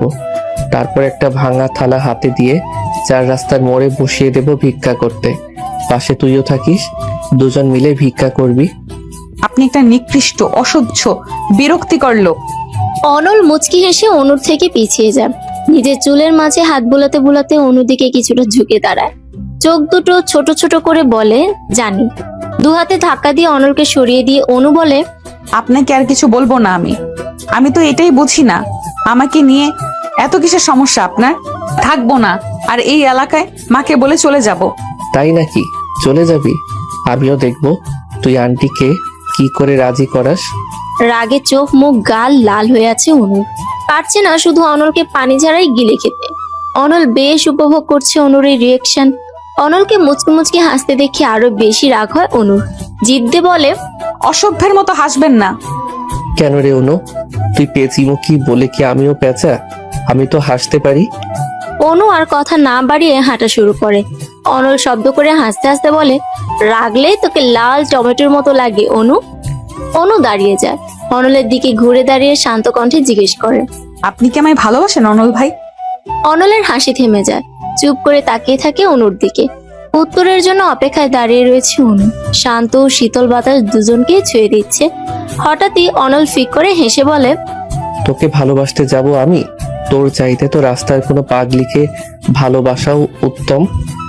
এবার মনে হচ্ছে রাগে কান দিয়ে ধোঁয়া বেরোচ্ছে অনুর। চারপাশে অনলকে মারার জন্য কিছু খুঁজছে। এদিকে পেটে হাত চেপে অনল হেসেই চলেছে। ইটের অর্ধেক টুকরো হাতে তুলে নিয়ে অনলের দিকে এগিয়ে আসে অনু। অনল পেছাতে পেছাতে বলে, এটা দিয়ে মারিস না রে অনু, মাথা ফেটে যাবে। আর মাথা ফেটে গেলে রক্ত বের হবে। রক্ত বের হলে আমি মারা যাব, আর আমি মারা গেলে আমার হবু বউ বিধবা হবে। তুই এটা করতে পারিস না অনু। শেষের লাইনটা বলতে বলতে অনু দৌড়ে আসতে শুরু করে। এবার অনলও দৌড় শুরু করে। জিদ্ধে ইট ছুঁড়ে মেরে ক্ষান্ত হয় অনু। যদিও অনলের গায়ে লাগেনি, অনু হাঁপিয়ে উঠেছে। পুরোতে 2 হাত রেখে ঝুঁকে দাঁড়িয়ে নিঃশ্বাস নিতে নিতে স্বগতোক্তি করে বলে, অসভ্য বানরের দল, জীবনটা তেজপাতা করে দিচ্ছে। প্রায় 1 সপ্তাহ হয়ে গেছে ক্লাস শুরু হওয়ার। প্রথম দিনের পর থেকে কেউ আর কিছু বলেনি ওদের, কিন্তু ওই ছেলেগুলোর সঙ্গে দেখা হলেই কেমন যেন আর চোখে তাকিয়ে মিটিমিটি হাসতো। স্টাইল করে আজ শুধু শাল পরে এসেছিল অনু। সকালে হালকা রোদ দেখে ভেবেছিল আজ ঠান্ডা তেমন পড়বে না, ভার্সিটিতে আসার পর হলো তার উল্টা। অনু অনলকে ওদের ক্লাসের সামনে দিয়ে যাওয়ার সময় জানালা দিয়ে ডাক দেয়। অনল বলল, কি বলবি তাড়াতাড়ি বল, সময় নেই হাতে। আপনার জ্যাকেটটা দেন না, ভেতরে তো সোয়েটার পরেছেন। কোন দুঃখে ভেতরে সোয়েটার পরি বা ল্যাপ কম্বল সাথে করে নিয়ে আসি, তাতে তোর কি? তুই কেন আমার জ্যাকেটের দিকে নজর দিবি, স্টুপিড মেয়ে? দেন না, এমন করেন কেন? খুব শীত করছে। করুক শীত, শীত করাই উচিত। ঢং করে সোয়েটার পরিসনি কেন? এখন থাক, দেখ কেমন লাগে। অনল সত্যি সত্যি জ্যাকেটটা দিল না, চলে গেল। অনুদের ক্লাসের কয়েকটা মেয়ে এবং ছেলে মিলে সাথীর জন্মদিন সেলিব্রেট করছিল ক্যান্টিনে। সাথী ওয়াশরুমে গিয়েছিল মুখ ধুতে। ক্যান্টিন থেকে বের হওয়ার সময় কিছু ছেলেদের হাসাহাসি করে বলা কথা অনলের কানে আসে। শালি এবার বুঝবে রিজেক্ট করার মজা। আমায় রিজেক্ট করে সাহস কত বড়। ওই শোন, সাথী আবার দেখেনি তো? আরে না, মন ওর চোখ ধরে নিয়ে আসছিল, ওই সময় আমি চেয়ারে সস ঢেলে রাখছিলাম, দেখে নাই। ছেলেগুলোর কথোপকথন শুনে অনলের মাথায় রক্ত উঠে যায়। সে সামনে এসে তিনটি ছেলেকে কষে থাপ্পড় দিল। অনল শাসিয়ে শাসিয়ে বলল, কলেজে এগুলো করতে আসছিস? প্রপোজ করলেই মেয়েদের রাজি হতে হবে, মাপ চাওয়ার কাছে? কি হয়েছে রে? মানুষ চিনতে শেখো আগে, তারপর বন্ধুত্ব করবে। নিজের সিটটা গিয়ে আগে দেখে আসো। তুই যেখানে বসেছিলে সেই চেয়ারে ওরা সস রেখেছিল, রিভেঞ্জ নিয়েছে। কেঁদো না, এক্সট্রা কোনো ওড়না থাকলে কোমরে বেঁধে নাও। নেই, আর সোয়েটারের ওপর দিয়ে হিজাব পরা, গেঞ্জি সিস্টেম সোয়েটার হওয়ায় খুলতেও পারবো না, আবার এই অবস্থায় কলেজের ভেতর যেতেও পারবো না। উপায়ন্তর না পেয়ে অনল নিজে ওর জ্যাকেট খুলে সাথীকে দেয়। তিনতলা থেকে সাথী আর অনলকে কথা বলতে দেখেছে অনু, জেসি আর সুফা। জ্যাকেট দেওয়ার দৃশ্যটি অগোচর হলো না। জেসি খেপে বলে, অসভ্যটা তোকে জ্যাকেট দিল না, অথচ সাথীকে ঠিকই দিল। কোনো কিছু না বলে নির্জীব হয়ে তাকিয়ে রইল শুধু। হুট করে অনলের চোখও সেখানে যায়। দ্রুত অনু সেখান থেকে চলে যায়। সাথী বলল, অনেক ধন্যবাদ আপনাকে, একটা রিক্সা করে দেবেন প্লিজ? আসো। কথা বলতে বলতে ওরা ভার্সিটির বাইরে যায়। কৃতজ্ঞতার দৃষ্টিতে সাথী অনলের দিকে তাকায়। তিনুকে নিয়ে আইসক্রিম খেতে বেরিয়েছে অনু। শীতের দিনে আইসক্রিম খাওয়ার আলাদা রকম মজা আছে, কিন্তু বাবা মা একদম পছন্দ করে না, তাই দু বোন লুকিয়ে বের হয়েছে। দোকানে যাওয়ার পর দেখা হয় এক পরিচিত ভিক্ষুকের সঙ্গে। অনু তাকে চেনে, বৃদ্ধা মহিলা। এই বয়সে কই আরামায়েশ করে খাবে তা না, ভিক্ষা করতে হচ্ছে। ছেলেরা তাদের বউ নিয়ে আলাদা থাকে। একবার ভিক্ষা করা চালের ব্যাগ নিয়ে তাকে রাস্তা দিয়ে হাঁটতে দেখে।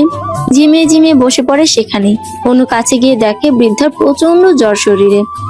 সেদিন তার থেকে ঠিকানা নিয়ে বাড়িতে পৌঁছে দিয়েছে রিক্সা করে। বাড়ি না বলে বস্তি বলা যায়। বাড়ি যাওয়ার আগে ডাক্তার দেখিয়ে ওষুধ আর কিছু খাবার কিনে দিয়েছিল। আবেগে বৃদ্ধার চোখের পানি ঝরঝর করে ছেড়ে দেন। সেই থেকে বৃদ্ধা প্রায় এই এলাকায় আসতো। অনু জিজ্ঞেস করলো, দাদু এখানে কি করছেন? তিনি পিছু ফিরে অনুকে দেখে খুশি হন। ভাঙা ভাঙা গলায় বলেন, দুধের প্যাকেট নিতে আইছিলাম বোন, কিন্তু আমার কাছে 12 টাকা আছে শুধু। অনুর মায়া হলো তার কথা শুনে। সে নিজেই তাকে দুধের প্যাকেট কিনে দিল। তিনি অনুর মাথায় হাত রেখে দোয়া দেন, আল্লাহ তোরে বাঁচাইয়া রাখুক বোন, সারা জীবন ভালো থাক, দোয়া করি। অনু মুচকে হাসে। তাকে একটা রিক্সা ঠিক করে ভাড়াও দিয়ে দেয়। ছোটবেলা থেকে এমন পরোপকারীর স্বভাবটা অনুর মাঝে আছে। সাধ্যের মধ্যে সব সময় চেষ্টা করে আশেপাশের মানুষদের সাহায্য করতে। আইসক্রিম খেতে খেতে দু বোন রাস্তা দিয়ে হাঁটছে। অনুর এমন পরোপকারীর স্বভাব দেখে তিনু জিজ্ঞেস করে, তুমি যে সবাইকে এত সাহায্য করো, এতে কি লাভ হয় আপু? আজ ওদের বিপদে আমি সাহায্য করেছি, একদিন ওরা আমার বিপদে সাহায্য করবে। ছাই করবে। তোমার মন অনেক নরম আপু, এরা স্বার্থের জন্যই তোমায় এত ভালোবাসা দেখায়। একদিন বিপদে পড়ে দেখো, সবাই লেজ গুটিয়ে পালাবে, আসল চেহারা বের হবে তখন। তিনুর কথায় অনুকে বিচলিত হতে দেখা গেল না, বরঞ্চ মৃদু সহাস্যে বলল, বেশ তো, তাতেই বা সমস্যা কি? আমার আল্লাহ আছে না, তিনি আমার জন্য যথেষ্ট। আমার বিপদের সময় তার থেকেই আমি সাহায্য পাবো, আমার বিশ্বাস। আপু বল। তুমি আমার অনুপ্রেরণা। অনু বোনের কাজ জড়িয়ে ধরে বলে, পাগলি। বাড়ি পর্যন্ত যেতে যেতে আইসক্রিম খাওয়া শেষ হয়ে যায়। বাড়িতে যাওয়ার পর আমেনা বেগম জিজ্ঞেস করেন, দুজনে মিলে কই গেছিলি? একটু নিচে গেছিলাম মা। সারাক্ষণ শুধু টই টই করে ঘুরে বেড়ানো না, যা পড়তে বস। তিনু অনিচ্ছা নিয়ে পড়তে বসলো, কিন্তু পড়াতে মন নেই। অনেকের সঙ্গে কথা বলতে ইচ্ছে করে। এখন ফোন করাটা কি ঠিক হবে? না থাক, দরজা লাগালেই মা খ্যাচ খ্যাচ করবে। ইস, আমার আর অনেকের সম্পর্কটা যদি আপু আর অনল ভাইয়ের মতো হতো তাহলেই ভালো হতো। যখন তখন ঝগড়া করতে অনেকে বাড়িতে চলে আসতো। উল্টাপাল্টা চিন্তা করে তিনি একাই আনমনে হাসে। পা টিপে টিপে ঘরে আসে অনল। চুপচাপ অনুকে পর্যবেক্ষণ করছে, মেজাজ বোঝার চেষ্টা করছে।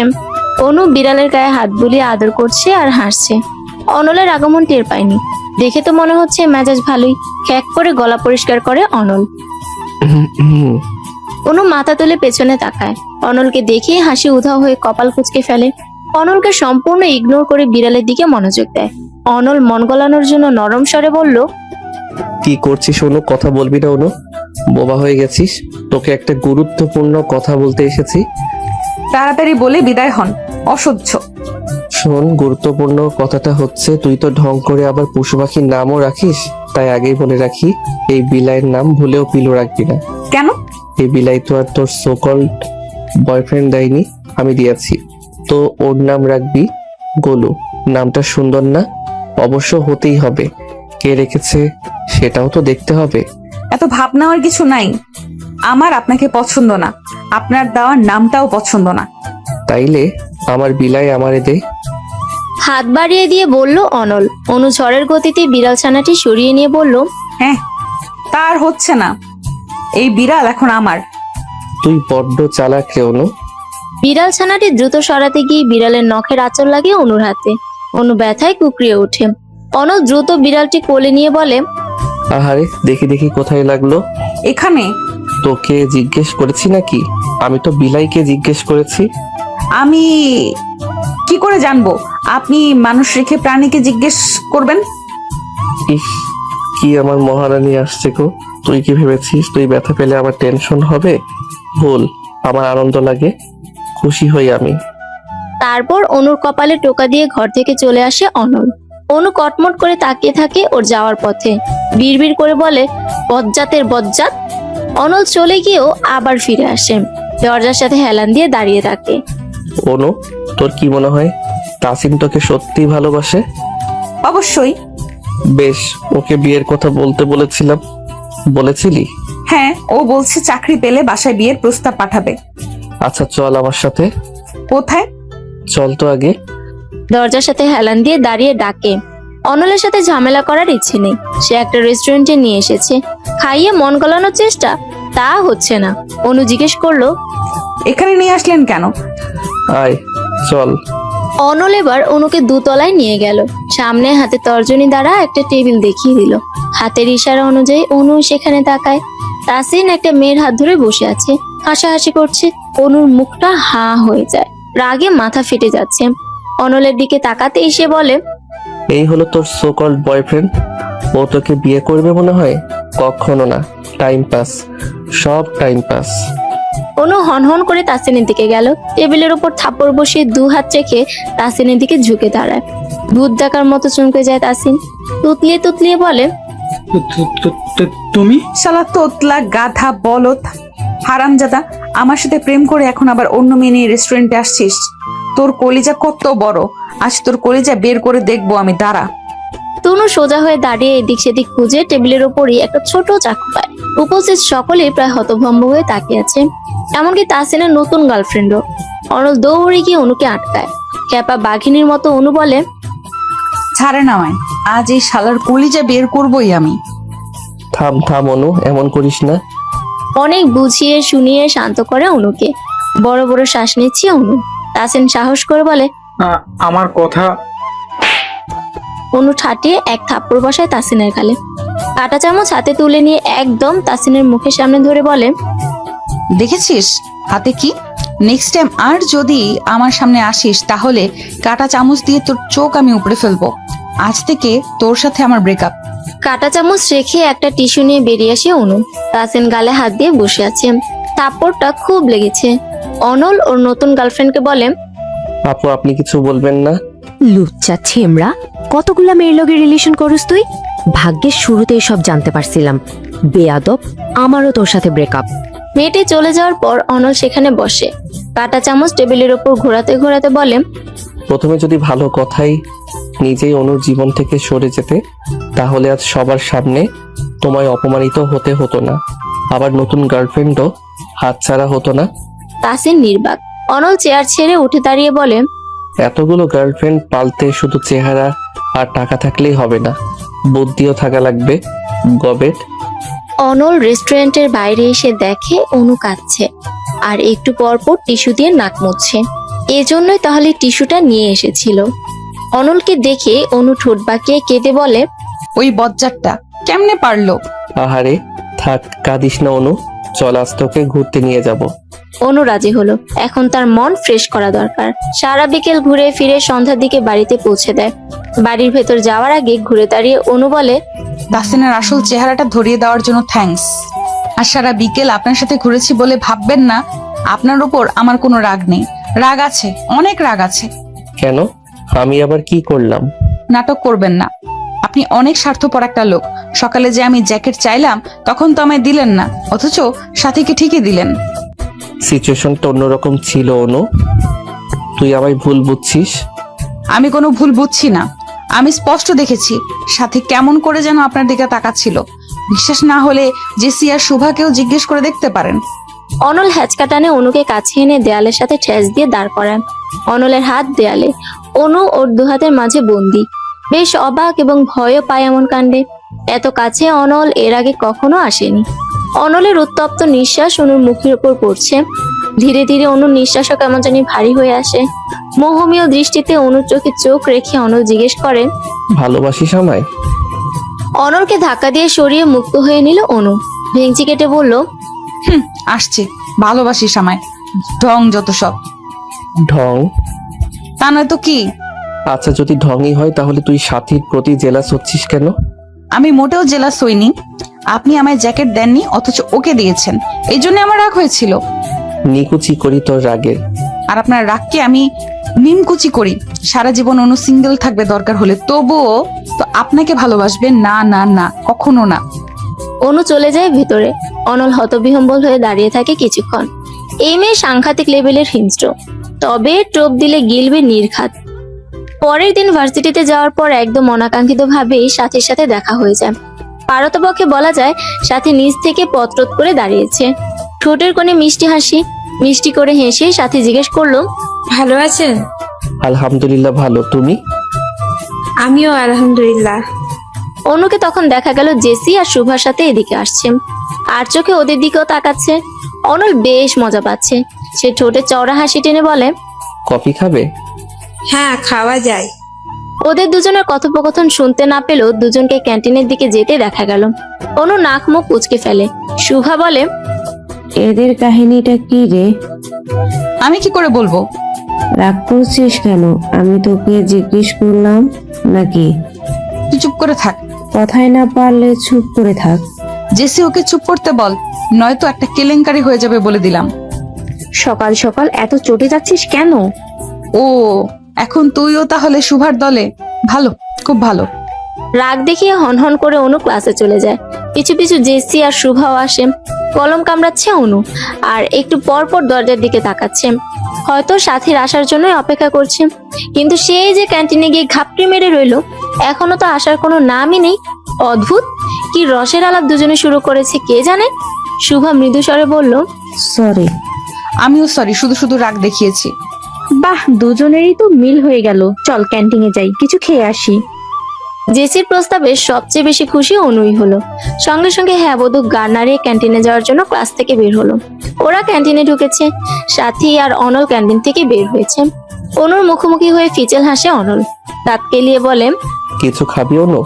খেলে খা, বিল আমি দেব। আমার টাকা আছে, আপনার টাকা লাগবে না। আরে এমন করিস কেন? তুই আমার ছোট বোন, তোকে তো আমি খাওয়াতেই পারি। অনুর মাথা ভন ভন করছে। শালা বললোটা কি? অনুর চোখে মুখে রাগ থাকলো সাথী বেশ খুশি হলো। অনুকে জিজ্ঞেস করলো, তুমি আর অনল আপন ভাই বোন? রাগের চোটে অনুর মুখ থেকে কথাই বের হচ্ছে না। অন্যদিকে অনল বেশ মজা নিচ্ছে। জেসি তখন কাট কাট গলায় বলে, না সাথী, অনল ভাইয়ের আম্মু আর অনুর আম্মু বেস্ট ফ্রেন্ড, সেই সূত্রে ওদের পারিবারিক বন্ডিং আছে। অনু যেহেতু অনল ভাইয়ের থেকে বয়সে ছোট, সেহেতু অনু তো তাকে ভাইয়া বলেই সম্বোধন করবে, তাই না? ও, সাথে সৌজন্যমূলক হাসলো। অনু, জেসি এবং শুভা আর কথা না বাড়িয়ে ক্যান্টিনের ভেতর চলে যায়। অনল বিড়বিড় করে বলে, জল জল আরো জল, দেখবি আর জ্বলবি, লুচির মতো ফুলবি। সূর্যের দেখা আজ প্রায় নেই বললেই চলে। ঘন শুভ্র কুয়াশার আড়ালে আচ্ছাদিত অবস্থায় আছে এখন সূর্য। ল্যাপের নিচে অনেকক্ষণ বসে থেকে 1 মিনিটের জন্য বের হলেই আবারও শরীর ঠান্ডা হয়ে যায়। তাই প্রয়োজন ব্যতীত আজ কেউই বাইরে যাচ্ছে না। তিনি কলেজ থেকে এসে সেই যে ল্যাপের ভিতর ঢুকেছে আর বের হয়নি। সন্ধ্যায় খালেদ রহমান বাড়ি ফিরেন।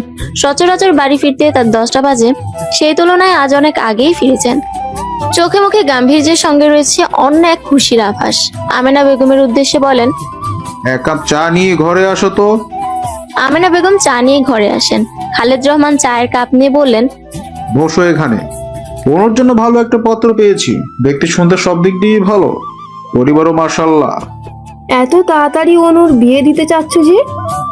এত তাড়াতাড়ি কোথায় দেখলে? কোন এখন ভার্সিটিতে পড়ে, সেই ঝোড়ই নেই এখন। আর মেয়েদের বেশি বয়স হওয়ার আগেই বিয়ে দিয়ে দেওয়া উচিত। অনুকে একবার বলা উচিত না? হ্যাঁ বলবে। আমার মনে হয় না ছেলেকে কোন দিক থেকে ওর পছন্দ হবে। ছেলেকে সেটা জানো তুমি অবাক হবে। হ্যাঁ, ইউসুফের কথা মনে আছে না? তোমার তো ভালো করে মনে থাকার কথা। অনেকের মামাতো ভাই, হ্যাঁ 10-15 দিন হবে সুইজারল্যান্ড থেকে দেশে বেরিয়েছে, বেড়াতে এসেছে। আমাদের অনুকে দেখে পছন্দ করেছে। কি ভদ্র ছেলে, মেয়ে পছন্দ হয়েছে, ডিরেক্টর বাবাকে নিয়ে দিয়ে আমায় বলিয়েছে। এখনকার যুগে এমন ছেলে পাওয়া যায়। আজ এই বিষয়ে আমি ইউসুফের বাবা আর অনলের বাবা কথা বললাম।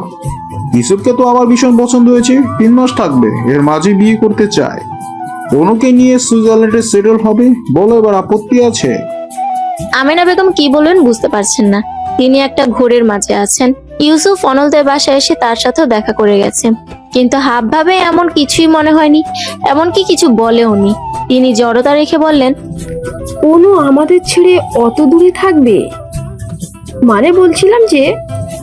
এইটা আবার কি কথা বললে? মানুষ কি বিদেশে থাকছে না? তোমার তো আরো খুশি হওয়ার কথা। কজন মেয়ে এমন ভাগ্য পায়?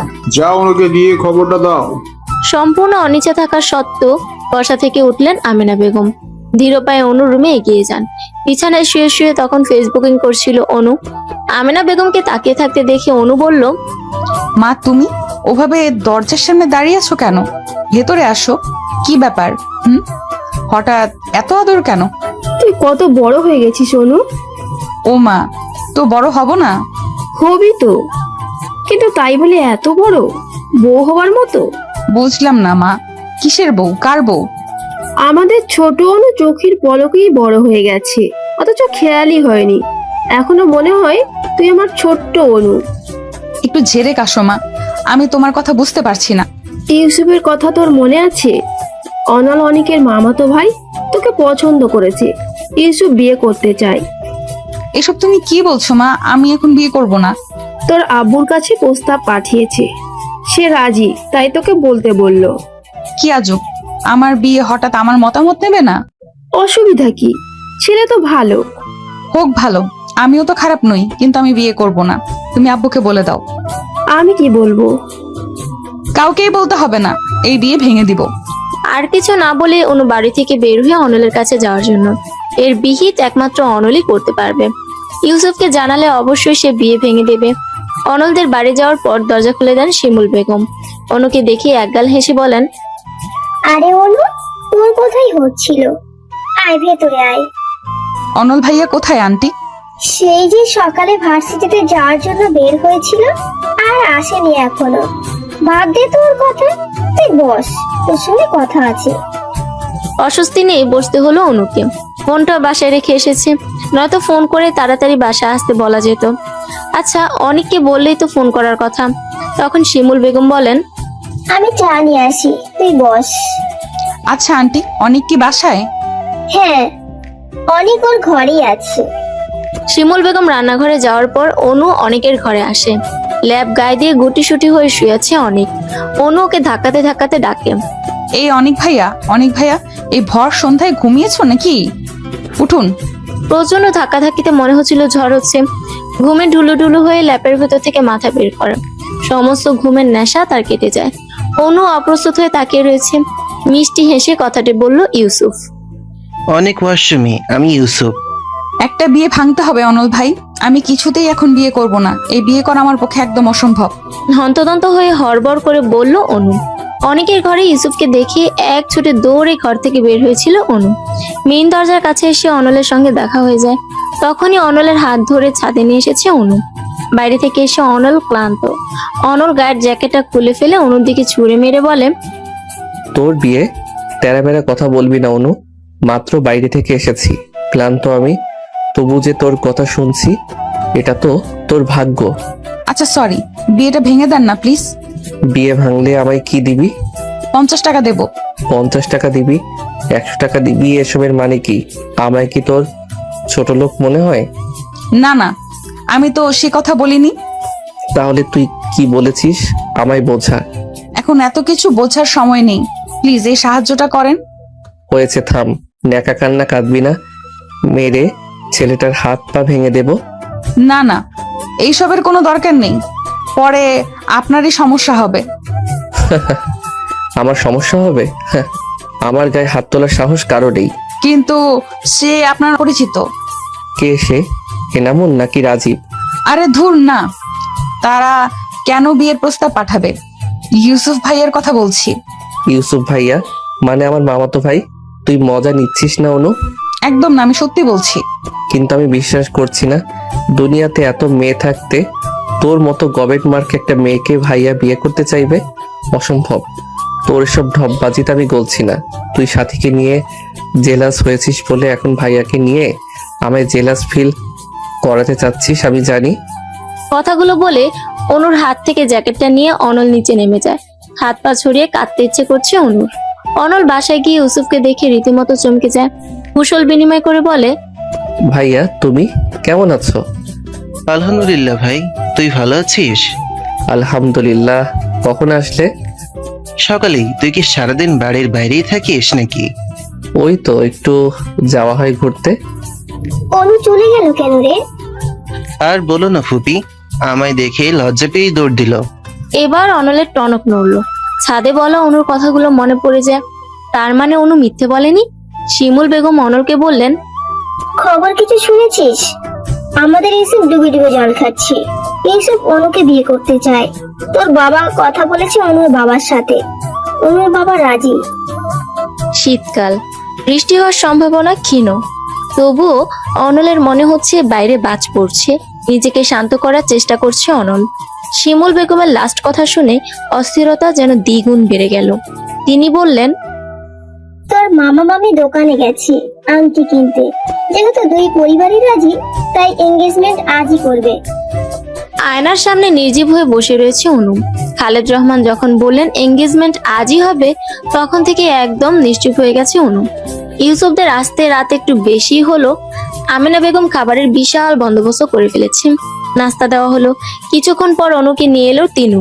মাথায় ঘুমটা টানা। ইউসুফের পাশে বসানো হয় অনুকে। ইউসুফের বাবা হেসে বলেন, বেয়াই সাহেব, মেয়ে কি দেখবো বলেন? ছোট মেয়েটা যে এত বড় হয়ে গেল টেরই পেলাম না। ইউসুফ হুট করে আবদার করে বসে অনুকে বউ করে আনবে। অনুকে তো আমাদের শুরু থেকেই পছন্দ, আপত্তি করার প্রশ্নই আসেনি। আমার ছেলের পছন্দ কিন্তু মানতে হবে মশাই। উত্তরে খালেদ রহমান হাসেন।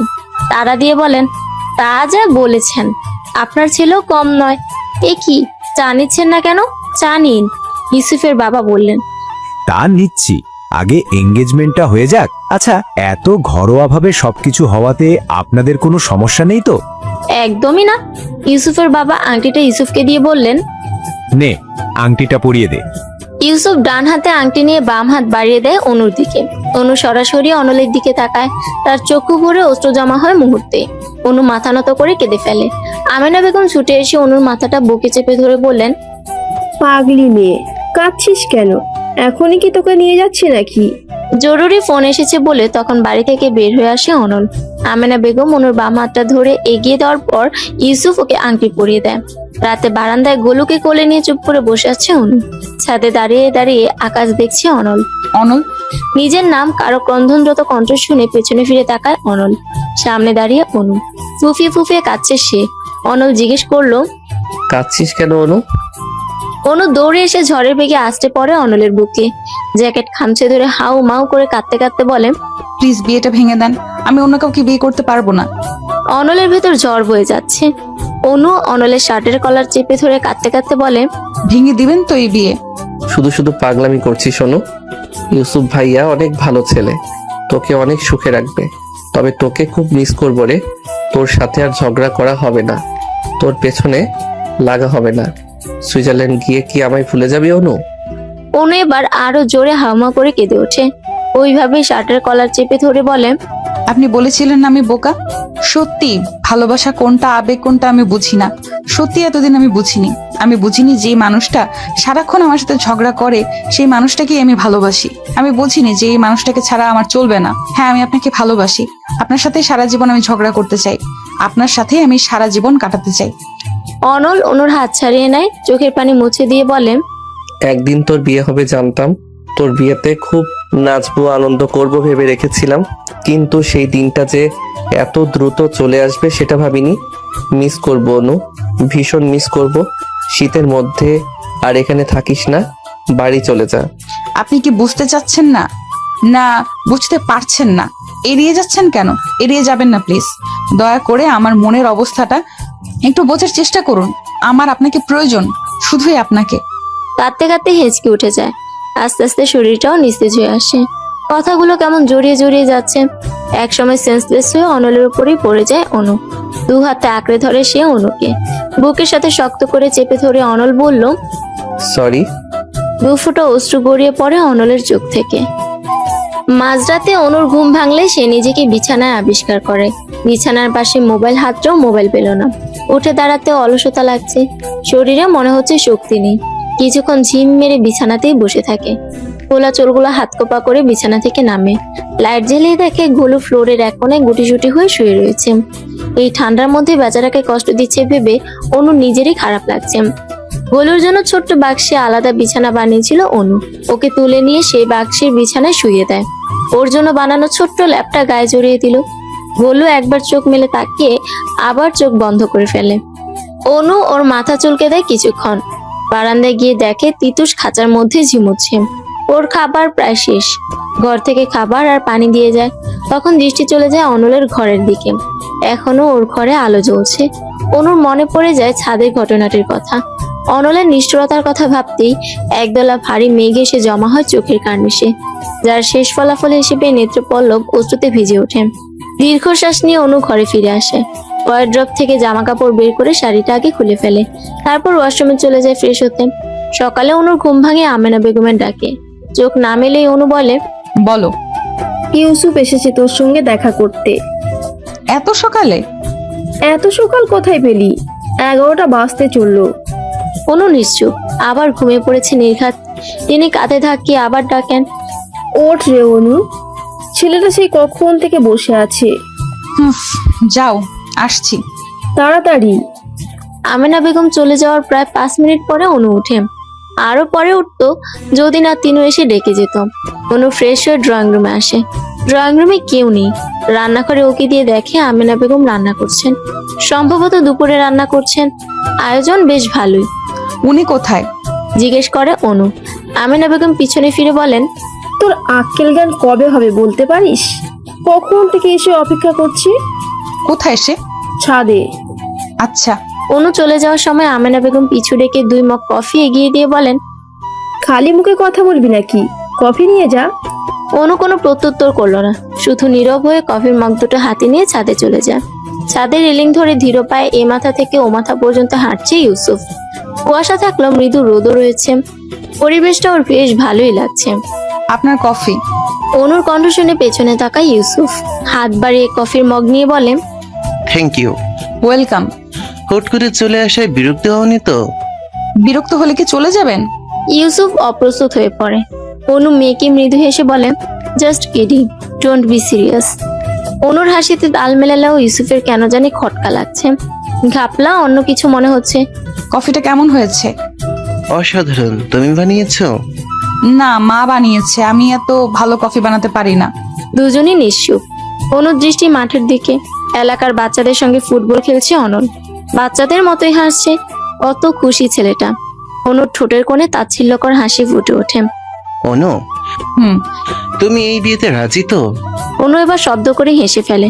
হাসতে হাসতে বলে, এই প্রশ্নটা কি আরো আগে আমাকে করা উচিত ছিল না? অনু, তোমার সঙ্গে রিলেশন করার মতন কোনো ইচ্ছা আমার ছিল না। আমার ইচ্ছে ছিল আমি তোমায় বিয়ে করে বউ বানাবো। এজন্য বাবাকে দিয়ে সোজা বিয়ের প্রস্তাব পাঠিয়েছি। সমস্যাটা এখানেই, আমার পরিবার আপনার পরিবারের মতো নয়। আপনার পরিবারে আপনার অনেক গুরুত্ব রয়েছে, ইচ্ছের দাম রয়েছে, যেটা আমার পরিবারে আমার নেই। এমনকি একটা বার আমায় জিজ্ঞাসা করা হয়নি আমি কি চাই, আমি বিয়েতে রাজি কিনা। তাহলে কি তুমি বিয়েতে রাজি নও? না হলেও বা আপত্তি কোথায়, বিয়ে তো হবেই, বাবা মায়ের ইচ্ছে বলে কথা। বাবা মা শখ, বাবা মা বললেই হবে নাকি? সংসার করব আমরা, আমাদের মতামত দরকার সবার আগে। তুমি আমায় ক্লিয়ার করে বলো, তুমি এই বিয়েতে রাজি? অনু কিছুক্ষণ চুপ করে থাকে, তারপর চোখে চোখ রেখেই বলে, না। ইউসুফ কি বলবে বুঝতে পারছে না, বাক শক্তি লোপ পাওয়ার জোগাড়। গোপনে দীর্ঘশ্বাস নিয়ে বলে, তাহলে এই বিয়ে হবে না। তুমি নিশ্চিন্তে থাকো, ইচ্ছার বিরুদ্ধে বিয়ে করার মতন ছেলে আমি নই। আমি বাড়িতে গিয়ে বাবাকে বলবো। যাচ্ছি এখন। দুপুরের খাবারটা খেয়ে যান, মা আপনার জন্য রান্না করছে। অন্য একদিন খাবো অনু, আজ আসি। ইউসুফ সরাসরি নিজেদের বাড়ি চলে যায়। যাওয়ার আগে আমেনা বেগমের সঙ্গেও দেখা করে যায়নি, তাহলে এভাবে না খেয়ে কখনোই আসতে দিতেন না। অন্যদিকে অনুর এমন চটপটে স্বীকারোক্তি ওকে পীড়া দিচ্ছে। ভুলটা নিজেরই মনে হচ্ছে। সে যদি নিজেই একবার অনুকে জিজ্ঞেস করত। ইউসুফ চলে যাওয়ার পরও অনু কিছুক্ষণ ছাদে পায়চারি করে, লুকিয়ে লুকিয়ে অনলকেও দেখে। অনলের দৃষ্টি যে ছাদের দিকে নেই তা কিন্তু নয়, ও নিজেও খেলার ছলে একটু পরপর ছাদের দিকে তাকাচ্ছে। ইউসুফের সঙ্গে অনুকে দেখে কষ্ট হলো, সরে যেতে পারছিল না। অনু রাতে ঘুমিয়েছিল কিনা তার জানা নেই, কিন্তু তার চোখের পাতায় ঘুম সারা রাতে একবারও আসেনি। অনু ইউসুফের বউ হবে এটা ভাবতেই যেন বুকটা মোচড় দিয়ে ওঠে। অজানা অদৃশ্য কষ্টটা জেঁকে ধরে। অনু ভালোবাসাটা আগে ফিল করতে পারেনি, হয়তো অনলও নয়, তবে এখন যে অনুভূতি হচ্ছে তার নাম কি? ভালোবাসা। অনু ছাদ থেকে নেমে আসে। আজ ভার্সিটিতে তো যাওয়া হলো না, তবে একটু হেঁটে আসা যায়। সেও কাউকে কিছু না বলে একাই হাঁটতে বের হয়। মাঠের পাশ দিয়ে যাওয়ার সময় অনল দৌড়ে আসে। হাঁপাচ্ছে সে, অনু কিছু বলছে না, চুপচাপ হেঁটে চলেছে শুধু। কেমন আছিস অনু? অনু নিরুত্তর। অনল প্রশ্ন করে, কথা বলবি না? এবারও অনু কোনো উত্তর দিল না। একটা রিক্সা ডেকে চুপচাপ উঠে পড়ল, এমনকি একটাবার অনলের দিকে ফিরেও তাকায়নি। অনু রেহেন ব্যবহারে বুকের ভেতর কেমন যেন চিনচিন করে ওঠে অনলের। অসহায় লাগে। অনু তো এমন নয়। পুরো বাড়িতে পিনপতন নীরবতা চলছে, এমনকি ফ্যানের ভন ভন করার শব্দটাকেও প্রকট মনে হচ্ছে এখন। অনুর সামনে চোয়াল শক্ত করে ক্রুদ্ধ হয়ে দাঁড়িয়ে রয়েছে খালেদ রহমান। হাঁটতে হাঁটতে যাওয়ার সময় মাঝ রাস্তাতেই খালেদ রহমানের সঙ্গে দেখা হয়ে যায়। তার অগ্নিবর্ণ দৃষ্টি বলে দিচ্ছিল ঠিক কতটা রেগে আছেন তিনি, কিন্তু রাস্তায় কিছুই বলেননি। অনুকে সঙ্গে করে বাড়িতে নিয়ে এসেছেন। এতক্ষণ ক্ষুব্ধ হয়ে চুপচাপ থাকলো, এবার তিনি কষে থাপ্পড় বসান অনুর গালে। তাল সামলাতে না পেরে কয়েক কদম পিছিয়ে যায় অনু। সঙ্গে সঙ্গে মনে হয় গাল কয়েক ইঞ্চি ফুলে গিয়েছে। এতটা ব্যথা হচ্ছে যে মনে হচ্ছে গাল ফেটে এখনই রক্ত বের হবে। গাল চেপে ধরে দাঁড়িয়ে থাকে অনু, ঠোঁট কামড়ে ধরে কান্না আটকানোর চেষ্টা করছে। খালেদ রহমান বাজখাই গলায় বলেন, তোমার তো সাহস কে দিয়েছে বিয়ে ভাঙা? কোন দিক থেকে ইউসুফকে তোমার অপছন্দ বলো? নীরবে চোখের অশ্রু বিসর্জন দিচ্ছে অনু। আমেনা বেগম কাছে আসার আগে খালেদ রহমান চিৎকার করে বলেন, খবরদার মাঝখানে আসবে না তুমি। এখানে আমি আর অনু কথা বলছি, আজ আমার সব প্রশ্নের উত্তর ওকে দিতে হবে। এবার তিনি অনুকে জিজ্ঞেস করলেন, তুমি কেন বিয়ে ভেঙেছো? চুপ করে থাকবেন অনু, মাথায় রক্ত চেপে আছে এমনিতেই। ইউসুফকে তোমার কেন পছন্দ নয়? আমি এখনই বিয়ে করতে চাচ্ছি না আব্বু, সবাইকে ছেড়ে এত দূরে আমি থাকতেও পারবো না। ফুফিয়ে ফুফিয়ে বলল অনু। অনলের কথা বলতে গিয়েও বলতে পারলো না। যেখানে অনল অনুকে ভালোবাসে না, সেখানে বাবার সামনে এই কথা বলার বৃথা মানে হয় না। রাগে গিজ গিজ করছেন খালেদ রহমান। চোয়াল শক্ত করে বলেন, বড় হয়ে সাহস বেড়ে গিয়েছে, নিজের ভালো বুঝতে শিখেছো। ওরে নিজের ভালো, তোমার কোনো ব্যাপারে আমি আর নেই। কথা শেষ করে নিজের ঘরে গিয়ে ধীরিম করে দরজা বন্ধ করে দেয় খালেদ রহমান। অনু আর এক সেকেন্ডও দাঁড়িয়ে না থেকে বাড়ি থেকে বেরিয়ে আসে। তিনু আমেনা বেগম অনেকবার ডাকলেও পিছু ফিরে দাঁড়ায়নি। অনেক, আমি কেন জানি অনুর বিয়ে নিয়ে খুশি হতে পারছি না, বলল অনল। অনেক কম্পিউটার গেমস খেলছিল। অনলের এ কথা শুনে সচকিত হয়ে তাকিয়ে বলে, কেন? এই কেনর উত্তরই তো আমার কাছে নেই। তুমি কি অনুকে ভালোবাসো? কাল রাতে অনু ছাদে এসেছিল। কেন? আমার কাছে। কি বলেছে? অনু আমায় ভালোবাসে, বিয়ে ভেঙে দিতে বলেছে, কান্নাকাটি করেছে অনেক। আমার মনে হয় অনলের পুরো কথা শেষ হওয়ার আগে অনেকের ফোন বেজে ওঠে। তিনও ফোন করেছে। একটু ওয়েট ভাইয়া। বলে অনেক ফোন রিসিভ করে। ওপাশ থেকে তিনু প্রায় কেঁদেই ফেলবে সেভাবে বলে, অনেক অনেক আপু বাড়ি থেকে বেরিয়ে গেছে। ইউসুফ ভাইয়াকে আপু বিয়ে করবে না বলেছে, বিয়ে ভেঙে দিয়েছে বলে আব্বু খুব রেগে গেছে, আপুকে মেরেছে আর বকেছেও অনেক। কখন বের হয়েছে? এই এক্ষুনি। তুমি আর অনল ভাইয়া একটু খুঁজে দেখো না। আচ্ছা, তুমি চিন্তা করো না, আন্টিকে চিন্তা করতে বারণ করো, আমি দেখছি। অনেকের সব কথাই অনল শুনেছে। চিন্তিত হয়ে বলে, কি হয়েছে রে? ভাইয়া অনু বাড়ি থেকে বের হয়ে গেছে। মানে কি? কেন বিয়ে ভেঙে দিয়েছে অনু? এজন্য আঙ্কেল মেরেছিল? আমি গিয়ে অনুকে খুঁজছি, তুই মাকে নিয়ে ওদের বাসায় যা, ওদেরকে চিন্তা করতে বারণ কর। আচ্ছা ঠিক আছে। অনল বাড়ি থেকে বের হওয়ার পথে জেসি আর শুভাকে ফোন করে জিজ্ঞেস করে ওদের বাড়িতে গেছে নাকি। যখন শুনলো সেখানে যায়নি, তখন ওদের বলল যে না, বাকি বান্ধবীদের ফোন করে আপডেট নিয়ে একটু জানায়। ওরা বলল জানাবে। এবার অনল রাজীব এবং এনামুরকে কল করে কিছু অ্যাড্রেস দিয়ে সেখানে অনু আছে নাকি খুঁজতে বলল। অনু যেসব জায়গায় যেতে পারে সেসব জায়গাতেই খুঁজছে এবং ভাগ্য ভালো থাকায় ধারণা সত্যি হয়। কতগুলো বাচ্চাদের মাঝে অনু উদাস হয়ে বসে আছে। বাচ্চারা অনুর রাগ ভাঙানোর চেষ্টা করছে। সবগুলো বাচ্চাকেই অনল চেনে। এরা এখানে ফুল খাবার বিক্রি করে। অনেকবার অনুর সঙ্গে এখানে আসা হয়েছিল। অবশেষে অনুকে পেয়ে যেন প্রাণ ফিরে পেল। ঠোঁটের কোণে শান্তির হাসি। অনলও ওদের দিকে এগিয়ে গিয়ে মাঝখানে জায়গা করে বসে। অনলকে দেখে অনু ভ্রু কুঁচকে ফেলে। তোমাদের আপামনি এভাবে গাল ফুলিয়ে আছে কেন বাচ্চারা? জিজ্ঞেস করলো অনল। ওরা সমস্যার বলল জানি না। সত্যি বলতে অনলকে এখন অনুর বিরক্ত লাগছে, অসহ্য লাগছে। সে বাচ্চাদের থেকে বিদায়ও নিল না। বসা থেকে উঠে হনহন করে হাঁটা শুরু করে। পিছু পিছু অনলও আসে। পাশাপাশি হাঁটতে হাঁটতে বলে, কি সমস্যা অনু? আমার সঙ্গে কথা কেন বলিস না? কথা বলতে ভালো লাগে না তাই বলিনি, কোনো কারণ নেই। অবশ্যই কারণ আছে, সবকিছুর পেছনেই কোনো না কোনো কারণ থাকে। অনু থেমে যায়, দু হাত জড়ো করে বলে, দয়া করে আমায় একটু একা থাকতে দিন, আমি একা থাকতে চাই। তুই নাকি বিয়ে ভেঙে দিয়েছিস? এই জন্য মনে হচ্ছে আপনার খুব অসুবিধা হয়ে গেল। ভয়ের কোনো কারণ নেই। আপনাকে ভালোবাসার কথা কাউকেই বলবো না, আর আপনাকেও বিরক্ত করব না। কাল রাতের জন্য সরি। অনু কথা শেষ করে হাঁটা শুরু করে। এর মাঝে নির্জনতা ছেড়ে দুজনের লোকালয়ে চলে এসেছে। চারপাশে লোকজনের সমাগম। অনল পেছন থেকে বলে, সরি বললেই তো এখন আর কিছু হবে না অনু। আমি তোকে একাও থাকতে দেব না, কারণ আমি তোকে ভালোবাসি। I love you. শেষের দুইটা লাইন কানে পৌঁছাতেই অনু থমকে দাঁড়ায়। চোখ দুটো ছলছল করে ওঠে। ভালোবাসা পাওয়ার যে আনন্দ, সেই আনন্দের রেখা ঠোঁটের কোণে। অনলের দিকে এবার ঘুরে দাঁড়ায় অনু। পাশ থেকে তখন দৌড়ে আসে কিছু লোক। তখনই একটা মেয়ে ধাক্কা দিয়ে যায় অনুকে। সম্ভবত দৌড়াতে গিয়ে অনুর সঙ্গে ধাক্কাটা খায়। ধাক্কাটা এত জোরেই লেগেছে যে টাল সামলাতে পারেনি। অনু ঘুরে পড়ে যাওয়ার মুহূর্তে তরল জাতীয় কিছু ওর মুখ বরাবর এক সাইডে এসে পড়ে। সঙ্গে সঙ্গে গগন বিদারী চিৎকার করে রাস্তায় লুটিয়ে পড়ে অনু। যন্ত্রণায় ছটফট করতে থাকে। গালের এক সাইড এবং গলার মাংস ঝলসে যেতে শুরু করে মুহূর্তেই। পুরো ঘটনাটা এত দ্রুত ঘটলো যে অনল বুঝে উঠতেই পারলো না ঠিক কি হলো। দুহাতে মুখ ঢেকে রাস্তায় ঘুরিয়ে ঘুরিয়ে কাঁদছে অনু, ছটফট করছে। যখন বুঝে উঠতে পারে অনুর শরীরে এসিড পড়েছে, ততক্ষণে অনল উদ্ভ্রান্তের মতো ছুটে আসে। কিছু দূর থেকে আরো একটা মেয়ের গগন বিদারে আর্তনাদ শোনা যায়। আশেপাশের লোকজন কয়েকটা ছেলেকে ধরে ফেলে। অনলের দম বন্ধ হয়ে আসছে। ঘন কালো অন্ধকারে আচ্ছাদিত ধরিত্রী। আনন্দ নেই, হাসি নেই কোথাও। চারিদিকে শুধু থমথমে পরিবেশ। বাঁধন হারা হয়ে কাঁদছেন আমেনা বেগম এবং তিনু। খালেদ রহমান একটু পরপর শার্টের হাতে চোখ মুছছেন। তাদের মেয়ের সাথেই কেন এমনটা হতে হলো?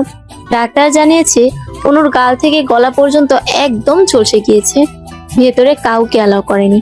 বাইরে থেকেই সকালে এক পলক দেখেছে শান্ত নির্জীব অনু। বুকের ভেতরটা একদম হু হু করে ওঠে। যেই কষ্ট কাউকে বোঝানো যায় না, আর না সবাই বোঝে। যারা এসিড ছুঁড়েছিল ওদেরকে পুলিশের হাতে তুলে দেওয়া হয়েছে। ওদের স্বীকারোক্তি দ্বারা জানা গিয়েছে অনুকে এসিড মারার উদ্দেশ্য ওদের ছিল না, বরং অন্য মেয়েটিকে এসিড ছুঁড়তে গিয়েই অনু শরীরে পড়ে যায়।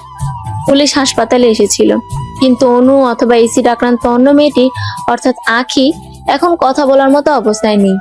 ডাক্তার জানিয়েছে এখনই তাদের কারোর সাথে কথা বলতে দেওয়া যাবে না। পুলিশও ওদের দুজনের জবানবন্দি ছাড়া কিছু করতে পারবে না, তাই অপেক্ষা করা ছাড়া কোনো গতি নেই। করিডোরের একপাশে দেয়ালের সাথে মাথা ঠেকে দাঁড়িয়ে আছে অনল। বারবার চোখের সামনে অনু ছটফট করা তখনকার দৃশ্য ভেসে উঠছে। কত কষ্ট ওকে পোহাতে হয়েছে, কি হবে সামনে? অনু এসব সহ্য করতে পারবে তো? ডাক্তার এসে জানায় ওরা এখন স্বাভাবিক সুস্থ। সবার আগে কথা বলার জন্য পুলিশই যায়। যদিও তারা উপস্থিত অনল এবং আরো কয়েকজনকে জিজ্ঞাসাবাদ করে উক্ত ঘটনাটি শুনেছিল, তবুও একই প্রশ্ন তারা অনু এবং আখিকে করে। পুরো ঘটনা অনুর বলার প্রয়োজন হয়নি, শুধু এটাই জানিয়েছে সে তাদের কাউকে চিনে না। হুট করে কি থেকে কি হয়ে গেল তা বুঝতে পারেনি। আখির জবানবন্দি এমন ছিল। অ্যাসিড নিক্ষেপকারী একজন, যার নাম পলাশ। পলাশ আমায় প্রেম প্রস্তাব দিয়েছিল কলেজে যাওয়ার সময়। সে ভালো ছেলে নয়, আমি না করে দিয়েছিলাম। এরপর থেকে সে প্রায়ই আমায় বিরক্ত করত, রাস্তাঘাটে উত্ত্যক্ত করত। তারপরও যখন আমি রাজি হইনি, তখনও হুমকি দিয়ে বলে, তোর এই সুন্দর চেহারা নিয়ে এত বড়াই না, তোর এই চেহারাই আমি নষ্ট করে দেব। সরাসরি ভয় না পেলেও মনে মনে আমি ঠিকই ভয় পেয়েছিলাম। কিছুদিন কলেজেও যাইনি। এরপর যখন আবার কলেজে যাওয়া শুরু করলাম, তখন আর পলাশ আমায় বিরক্ত করতো না। আমি ভেবে নিয়েছিলাম হয়তো আমাকে ভয় দেখানোর জন্যই বলেছিল, কিন্তু ভুল ছিলাম আমি।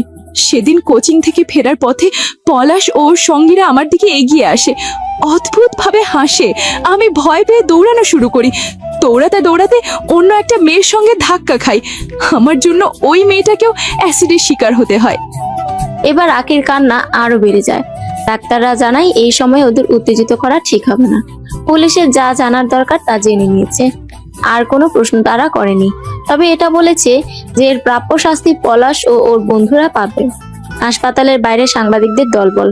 একদিনে একই সময়ে 2 মেয়ে এসিডের শিকার। এই খবর যেন মুহূর্তেই ছড়িয়ে পড়েছে সব জায়গায়। ডাক্তাররা তাদের হাসপাতালের ভেতর অ্যালাউ করেনি। তারা উন্মুখ হয়ে অপেক্ষা করছে অনু এবং আখির সঙ্গে কথা বলার জন্য। এর মধ্যে যতটুকু জানা হয়েছে ততটুকুই টিভি পত্রিকায় প্রচার করা হয়েছে। তাদের আগের ছবি এবং এসিডে ঝলসে যাওয়া ছবি দেখে সকলের মনেই আক্ষেপ। এত সুন্দর চেহারা! আজকাল সত্যি এটাও মনে হয় যে সুন্দর হওয়া পাপ, অন্যায়। অনু সুস্থ হওয়ার পরও কারোর সঙ্গেই কথা বলতে চায়নি, এমনকি দেখাও করেনি। অনল ভেতরে যায়নি একবারও। আমেনা বেগম যাওয়ার পর হাত ধরে কান্না করে অনু। আকাশ পাতাল কেঁপে উঠবে সেই কান্নার সুরে। আজ অনু এবং আখিকে আদালতে যেতে হবে সাক্ষী দেওয়ার জন্য। দুজনকে রেডি করা হয়, কিন্তু আয়না দেখতে দেওয়া হয় না কাউকেই। এমনকি ফোনও তাদের থেকে দূরে রাখে। এই ঝলসে যাওয়া মুখ দেখলে বেঁচে থাকার ইচ্ছে এখানেই মরে যাবে। গালে গলায় হাত বুলিয়ে আটকে ওঠে অনু। বুঝতে পারে নিজের করুণ পরিস্থিতি। ঘরের এক কোনায় হাঁটু মুড়ে বসে আছে অনু। কিছুক্ষণ আগেই আদালত থেকে এসেছে। আসামিদের ফাঁসির রায় দেওয়া হয়েছে। এখনো পর্যন্ত অনু নিজেকে দেখেনি, আখির মুখ দেখতে পায়নি। ওনা দিয়ে বড় ঘুমটা দেওয়া ছিল, তবে হাতটা দেখতে পেরেছিল। ডান হাতের উপর ভাগ একদম ঝলসে পড়ে গেছে। কি ভয়ঙ্কর সে দৃশ্য!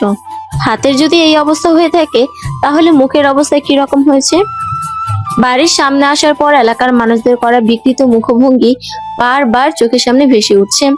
তাদের চোখে ভয় স্পষ্ট ছিল। তারা কি অনুকে ভয় পাচ্ছে? ঘর থেকে সকল প্রকার আয়না জাতীয় সরঞ্জাম সরিয়ে ফেলা হয়েছে। সে নিজেই তার মুখ দেখার জন্য উদ্গ্রীব হয়ে রয়েছে। এমন দেখাচ্ছে তাকে, খুব ভয়ঙ্কর, খুব। ঠোঁট ভেঙে কান্না চলে আসে। ফ্লোরে গুটি গুটি পায়ে গুলো ঘুরে বেড়াচ্ছে। ইতুষ ওর কোলের কাছে এসে বসেছে। খুব গভীর মনোযোগ দিয়ে তাকালে মনে হবে ইতুষও বোধহয় কাঁদছে, তবে সে অন্যান্যদের মতো ভয় পাচ্ছে না। আমেনা বেগম প্লেটে করে খাবার নিয়ে আসেন। তিনুর হাতে পানির গ্লাস। কাঁদতে কাঁদতে ওদের চোখ মুখ ফুলে গেছে। নিজেকে কোনো রকম ভাবেই সামলে রাখতে পারছে না আমেনা বেগম। অনুর মুখের দিকে তাকালেই বুক ভেঙে কান্না চলে আসে। চোখ নামিয়ে ভাত মেখে মুখের সামনে ধরেন। তুমিও কি আমার দিকে তাকাতে ভয় পাচ্ছ মা? তিনি মেয়ের দিকে তাকিয়ে অশ্রু ত্যাগ করেন। অনুর মাথাটা বুকে চেপে ধরে বলেন, না মা, না, আমি কেন ভয় পাবো? তুই আমার মেয়ে, আমার কলিজা। তুই আগে যেমন ছিলি এখন তেমনই আছিস। আমার অনু সব সময় সুন্দর। না মা, আমি আগের মতো নেই। আমি নেই আগের মতো। মানুষ এখন ভয় পায় আমায় দেখলে।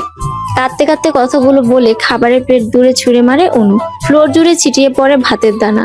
শব্দ শুনে ভয় পেয়ে গোলু খাটের কোনায় লুকিয়ে পড়ে, আর তিতু সুরে চলে যায় অন্যত্র। অনুকে সামলানো মুশকিল হয়ে পড়েছে। ঘরের সব কিছু এলোমেলো করতে করতে কাঁদছে। আহাজারি করে বলছে, এই বিশ্রী মুখ নিয়ে আমি কি করে বাইরে যাব? কেন হলো আমার সাথে এমন? আপু, প্লিজ তুমি একটু শান্ত হও, এভাবে ভেঙে পড়ো না। দু হাতে নিজের চুল আঁকড়ে ধরে নিজেকে মানানোর চেষ্টা করে ব্যর্থ হয় অনু। বড় বড় শ্বাস নিয়ে বলে, তোমরা চলে যাও, আমি একটু একা থাকতে চাই। ওই মুহূর্তে ঘরে এসে উপস্থিত হয় অনল। ইশারায় আমেনা বেগম এবং তিনুকে ঘর থেকে চলে যেতে বলে। তারা যাওয়ার পর অনলকে দেখে আরো রেগে যায় অনু। উল্টো পাশ ঘুরে দাঁড়িয়ে বলে, আপনি এখানে কেন এসেছেন? মজা নিতে? আনন্দ হচ্ছে না আপনার? অনল নিশ্চুপ। অনু বলল, আপনি চলে যান, কারো দয়া মায়া আমার লাগবে না। দূর থেকেই পরিহাস করেন। অনল এগিয়ে এসে অনুর হাত ধরে সামনে ঘুরিয়ে দাঁড় করায়। দু হাতে মুখ ঢেকে কেঁদে ফেলে অনু। কাঁদতে কাঁদতে বলে, চলে যান প্লিজ, চলে যান আপনি। ওইভাবেই অনুকে জড়িয়ে ধরে অনল। সে কথা বলতে পারছে না, অনুকে বুঝতে দিতে চাচ্ছে না তার ক্রন্দনরত কণ্ঠস্বর। সে জানে না কিভাবে অনুকে স্বাভাবিক করবে, কিভাবে সামলাবে। শুধু জানে অনুকে তারই সামলাতে হবে। কিছুক্ষণ নীরবে কেঁদে অনলকে ধাক্কা দিয়ে দূরে সরিয়ে দিয়ে নিজেও পিছিয়ে যায় অনু। চিৎকার করে বলে, আপনি চলে যাচ্ছেন না কেন? চলে যান আপনি। অনু, পাগলামি করিস না, এটা একটা অ্যাক্সিডেন্ট ছিল, তোর তো এখানে কোনো দোষ নেই। কেন এমন করছিস? কারণ দোষ না করেও আমাকে শাস্তি পেতে হচ্ছে। মানুষ ভয় পায় আমায় দেখলে। অনল চুপচাপ দাঁড়িয়ে থাকে। আহাজারি করে কাঁদতে কাঁদতে পা ছড়িয়ে ফ্লোরে বসে পড়ে অনু। নিজের মাথার চুল নিজেরই টেনে ছিঁড়ে ফেলতে ইচ্ছে করছে। অনল ঘর থেকে বেরিয়ে আবার কয়েক সেকেন্ডের মধ্যেই ফিরে আসে। অনুর সামনে হাঁটু গেড়ে বসে একটা খরগোশের বাচ্চা অনুর কোলের উপর রাখে। অশ্রুসিক্ত নয়নে সে অনলের দিকে তাকায়। অনলের চোখের পানি চিকচিক করছে। এটাও বোঝা যাচ্ছে সে এখন কাঁদতে চাচ্ছে না। অনুর গালে আলতো করে হাত রেখে অনল বলে, তোর পিলু, ওকে আমি ঘরে লুকিয়ে রেখেছিলাম, কুকুর নেয়নি। ইচ্ছে ছিল যেদিন তোকে বিয়ে করব সেদিন ফিরিয়ে দেব। বিয়ে হওয়ার আগেই ফিরিয়ে দিলাম, তবে বিয়ে হবে আজ। আপনি কি পাগল হয়ে গেছেন? কি সব আবল তাবল বকছেন? আবল তাবল নয়, যা বলেছি ভেবেই বলেছি। আমি তোকে ভালোবাসি, তোকেই বিয়ে করব। অসম্ভব। কেন অসম্ভব অনু? তোর মুখ ঝলসে গেছে বলে কি আমার ভালোবাসায় ভাটা পড়েছে? কমে গেছে আমার ভালোবাসা? আপনার এখন আবেগের বয়স নেই। কোনো আবেগের টানে আপনি এমন সিদ্ধান্ত নিয়েছেন আমি জানি না। বাড়ি চলে যান। অনল এবার অনুর দুগালে হাত রাখে, চোখে চোখ রেখে বলে, আল্লাহর কসম, তোকে বিয়ে করার সিদ্ধান্ত আমি আবেগের বশে নেইনি। আমি তোকে ভালোবাসি, আমার পরিবারের সবাই রাজি। আজই তোর বাবার সাথে কথা হবে। অনলের বুকে মাথা রেখে ফুফিয়ে ফুফিয়ে কেঁদে অনু বলে, কেন এমন করছেন আপনি? কেন ভালোবাসেন? অনল কিছু বলল না, শুধু নীরবে অশ্রু বিসর্জন দিয়ে বাহু বন্ধনে শক্ত করে আবদ্ধ করে রাখলো অনুকে। খালেদ রহমান বাড়িতে ছিলেন না, একটু আগেই এসেছেন। চোখে মুখে চিন্তার আভাস, চোখ মুখ ফোলা। চা দেবো? দাও। চা বানানোই ছিল, গরম করে কাপে ঢেলে সেন্টার টেবিলের উপর রাখে। পাশের সোফায় বসে আমেনা বেগম জিজ্ঞেস করেন, কোথায় গিয়েছিলে? বাড়ি বিক্রির ব্যাপারে কথা বলতে। বাড়িটা বিক্রি করে দেবো আমি না, মেয়ের চিকিৎসা করাবো, দেশের বাইরে পাঠাবো সার্জারি করার জন্য। কেউ আমার মেয়েকে কুৎসিত বলুক, বিশ্রী বলুক, এটা আমি চাই না, সহ্য করতে পারবো না আমি। কথার উত্তর দিতে পারলেন না আমেনা বেগম। কান্না ছাড়া তিনি আর কি বা করতে পারবেন? তবে রাগী মানুষটার আড়ালেও যে অফুরন্ত ভালোবাসা রয়েছে সেটা তিনি আজ বুঝতে পারলেন। খালেদ রহমানের ব্যাপারে তার একটা ভ্রান্ত ধারণা ছিল, যা আজ তাসের ঘরের মতো ভেঙে গেছে। অনলের বাবা মা এসে বিয়ের কথা বলেছেন। কিছুক্ষণ নীরব থেকে ভাবুক হয়ে খালেদ রহমান বলেছিলেন, অনলকে আমার অভ্যন্তর নয়, ওরা দুজন দুজনকে ভালোবাসে, বিয়ে করতে চাই, এতেও আমার কোনো সমস্যা নেই। কিন্তু আগে অনু পুরোপুরি ঠিক হয়ে হবে, তারপর বিয়ে। কেউ যেন আমার মেয়ের দিকে আঙ্গুল তোলে, এটা আমি বলতে পারি। অনু দয়া দেখিয়ে ওকে বিয়ে করেছে। সকলে অভিভূত হয়েছিল ওনার কথা শুনে। দরজার আড়ালে দাঁড়িয়ে বারবার ওনার চোখ মুছছিল অনু। সে তার বাবার সাথে কত খারাপ ব্যবহার করেছিল, অথচ বাবা কত ভালোবাসে। খালেদ রহমানের সিদ্ধান্তে সবাই রাজি হয়েছে। উন্নত মানের চিকিৎসার জন্য টাকার ব্যবস্থা করা হচ্ছে। জেসি এবং শুভা বেশিরভাগ সময়টা এখন অনুদের বাসাতেই থাকে। লুডো খেলে, গান শোনে, চোর পুলিশ খেলে। প্রকৃত বন্ধুরা কখনোই ভুলে যায় না। সময়ের সাথে সাথে মানিয়ে নিতে শিখেছে অনু। দুপুরবেলায় খাওয়া দাওয়া করে ঠিক করা হলো ওরা ছাদে যাবে। ছাদে বসে বসে লুডো খেলবে চারজন মিলে। জেসি আর শুভা সোফায় বসে আরাম করছে। কলিং বেল বাজে তখন। দরজা খুলে দেয় তিনি। এলাকার অনেকেই এসেছে এবং সেই ভিক্ষুক বৃদ্ধা মহিলাটিও। অর্ণা দিয়ে মুখের এক সাইড অনু ঢেকে রেখেছে। বৃদ্ধা জিজ্ঞেস করেন, ভালো আছো বইন? তোমার খবর আমি শুনছিলাম, আইছিলামও দেখতে, কিন্তু তুমি তখন কাউরুর লগেই দেখা করো নাই। ভালো আছি দাদি। কথাবার্তার শব্দ পেয়ে খালেদ রহমান এবং আমেনা বেগমও ড্রয়িং রুমে আসেন। সকলের সঙ্গে আলাপ বার্তা করেন। এরপর তারা সবাই টেবিলের উপর টাকা রেখে বলেন, বেশি টাকা পয়সা দেওয়ার সামর্থ্য আমাদের নাই ভাই। অনু জানে আমাদের অবস্থা, যা পারছি দিছি। আমরাও চাই আমাদের অনু আবার প্রাণ ফিরে পাক, হাসি খুশি অনু ফিরে আসুক আমাদের মাঝে। আমেনা বেগম এবং খালেদ রহমানের চোখে পানি এসে পড়ে। এতগুলো মানুষ অনুকে ভালোবাসে। কিছু মানুষ ভালোবাসার প্রতিদান দিতে জানে না, যেটা করে তা হচ্ছে বেইমানি। এই সহজ সরল মানুষগুলো বেইমানি বোঝে না। তাদের প্রত্যেককেই অনু কোনো না কোনোভাবে সাহায্য করেছিল। এখন অনুর বিপদও তারা মুখ ফিরিয়ে নেয়নি, পাশে এসে দাঁড়িয়েছে তাদের সামর্থ্য অনুযায়ী।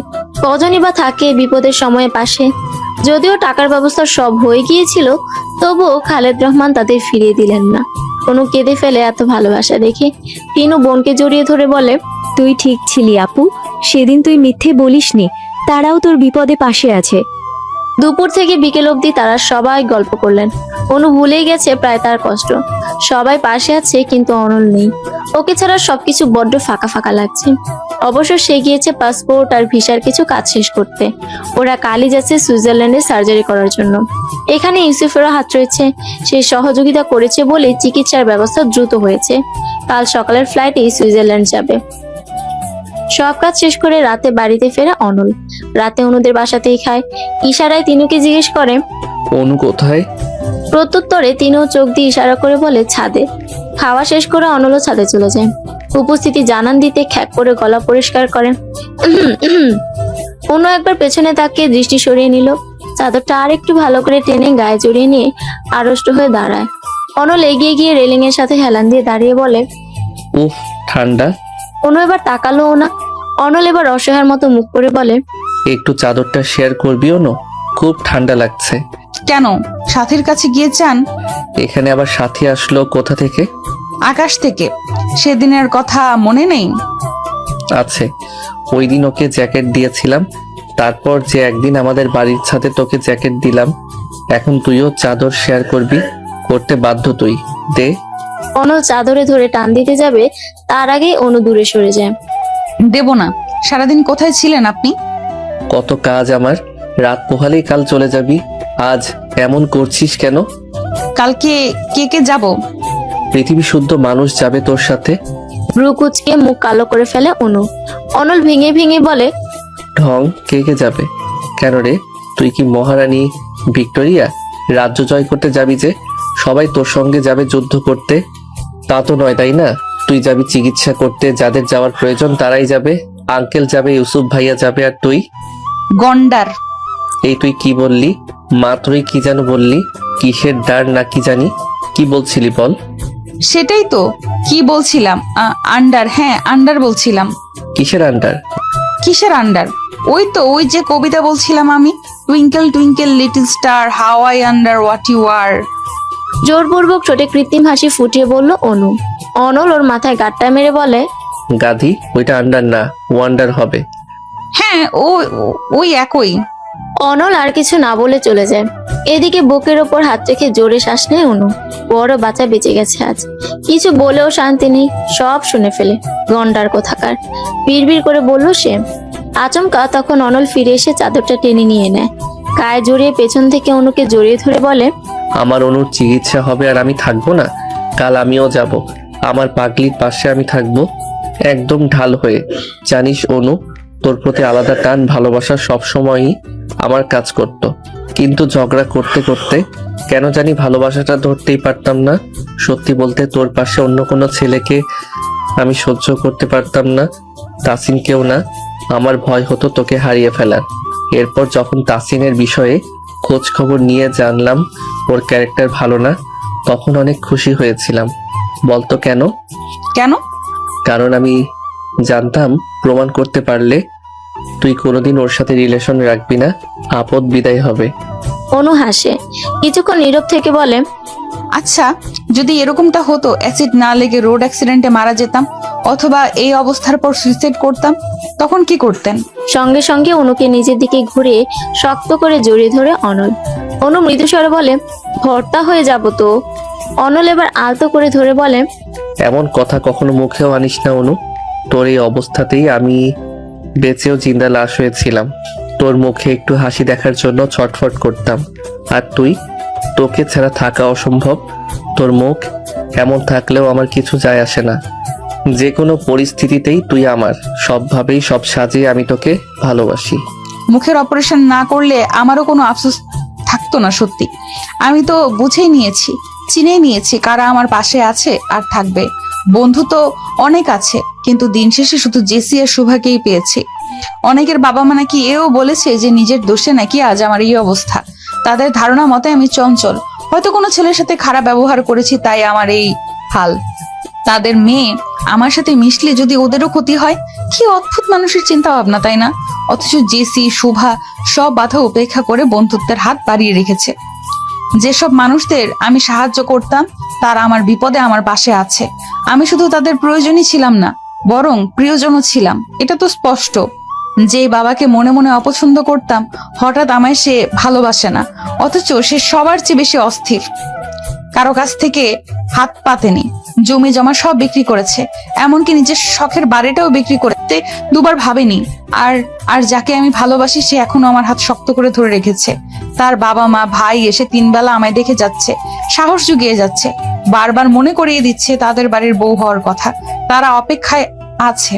তাহলে এখন আপনিই বলেন, কেন আমি সামান্য অ্যাক্সিডেন্টের জন্য সবকিছু ছেড়ে দেব? সত্যি বলতে অনেকবার ভেবেছিলাম সুইসাইডের কথা, কিন্তু সবার এত সাহস, ভরসা, সাপোর্ট সেটা হতে দেয়নি। আমি বিশ্বাস করি বেঁচে থাকার জন্য এসব আমার জন্য যথেষ্ট। অনুর কপালে চুমু খেলো অনল, আর একটু সকলত করে জড়িয়ে ধরে চুলে হাত বুলিয়ে দিয়ে বলল, আমার পাগলিটা অনেক বুঝদার হয়েছে। আকাশে আজ চাঁদ দেখতে পাচ্ছিস? অনু একবার আকাশের দিকে তাকিয়ে আবার অনলের বুকে মাথা রাখে, শক্ত করে জড়িয়ে ধরে বলে, অনল বলল, আকাশে কিন্তু আজ সম্পূর্ণ চাঁদ নেই, তবু চারপাশ কত আলোকিত দেখেছিস? কুয়াশা কিন্তু চাঁদের সৌন্দর্য আড়াল করতে পারেনি, তেমনি সামান্য ঝলসে যাওয়া চামড়াও পারিনি তোর সৌন্দর্য কেড়ে নিতে। বরং তোর মনের সৌন্দর্য তোর চেহারার সৌন্দর্যকে আরো দ্বিগুণ করেছে। আর সম্পূর্ণ চাঁদ না পেলে আফসোসও থাকতো না। আমার সম্পূর্ণ চাঁদ লাগবে না রে, শুধু তুই থাকলেই হবে। তোর মুখের পোড়া অংশ কখনো তোর প্রতি আমার ভালোবাসা কমাতে পারিনি। তুই যে আমার চাঁদ, আমার ভালোবাসার এক ফালি চাঁদ। সমাপ্ত।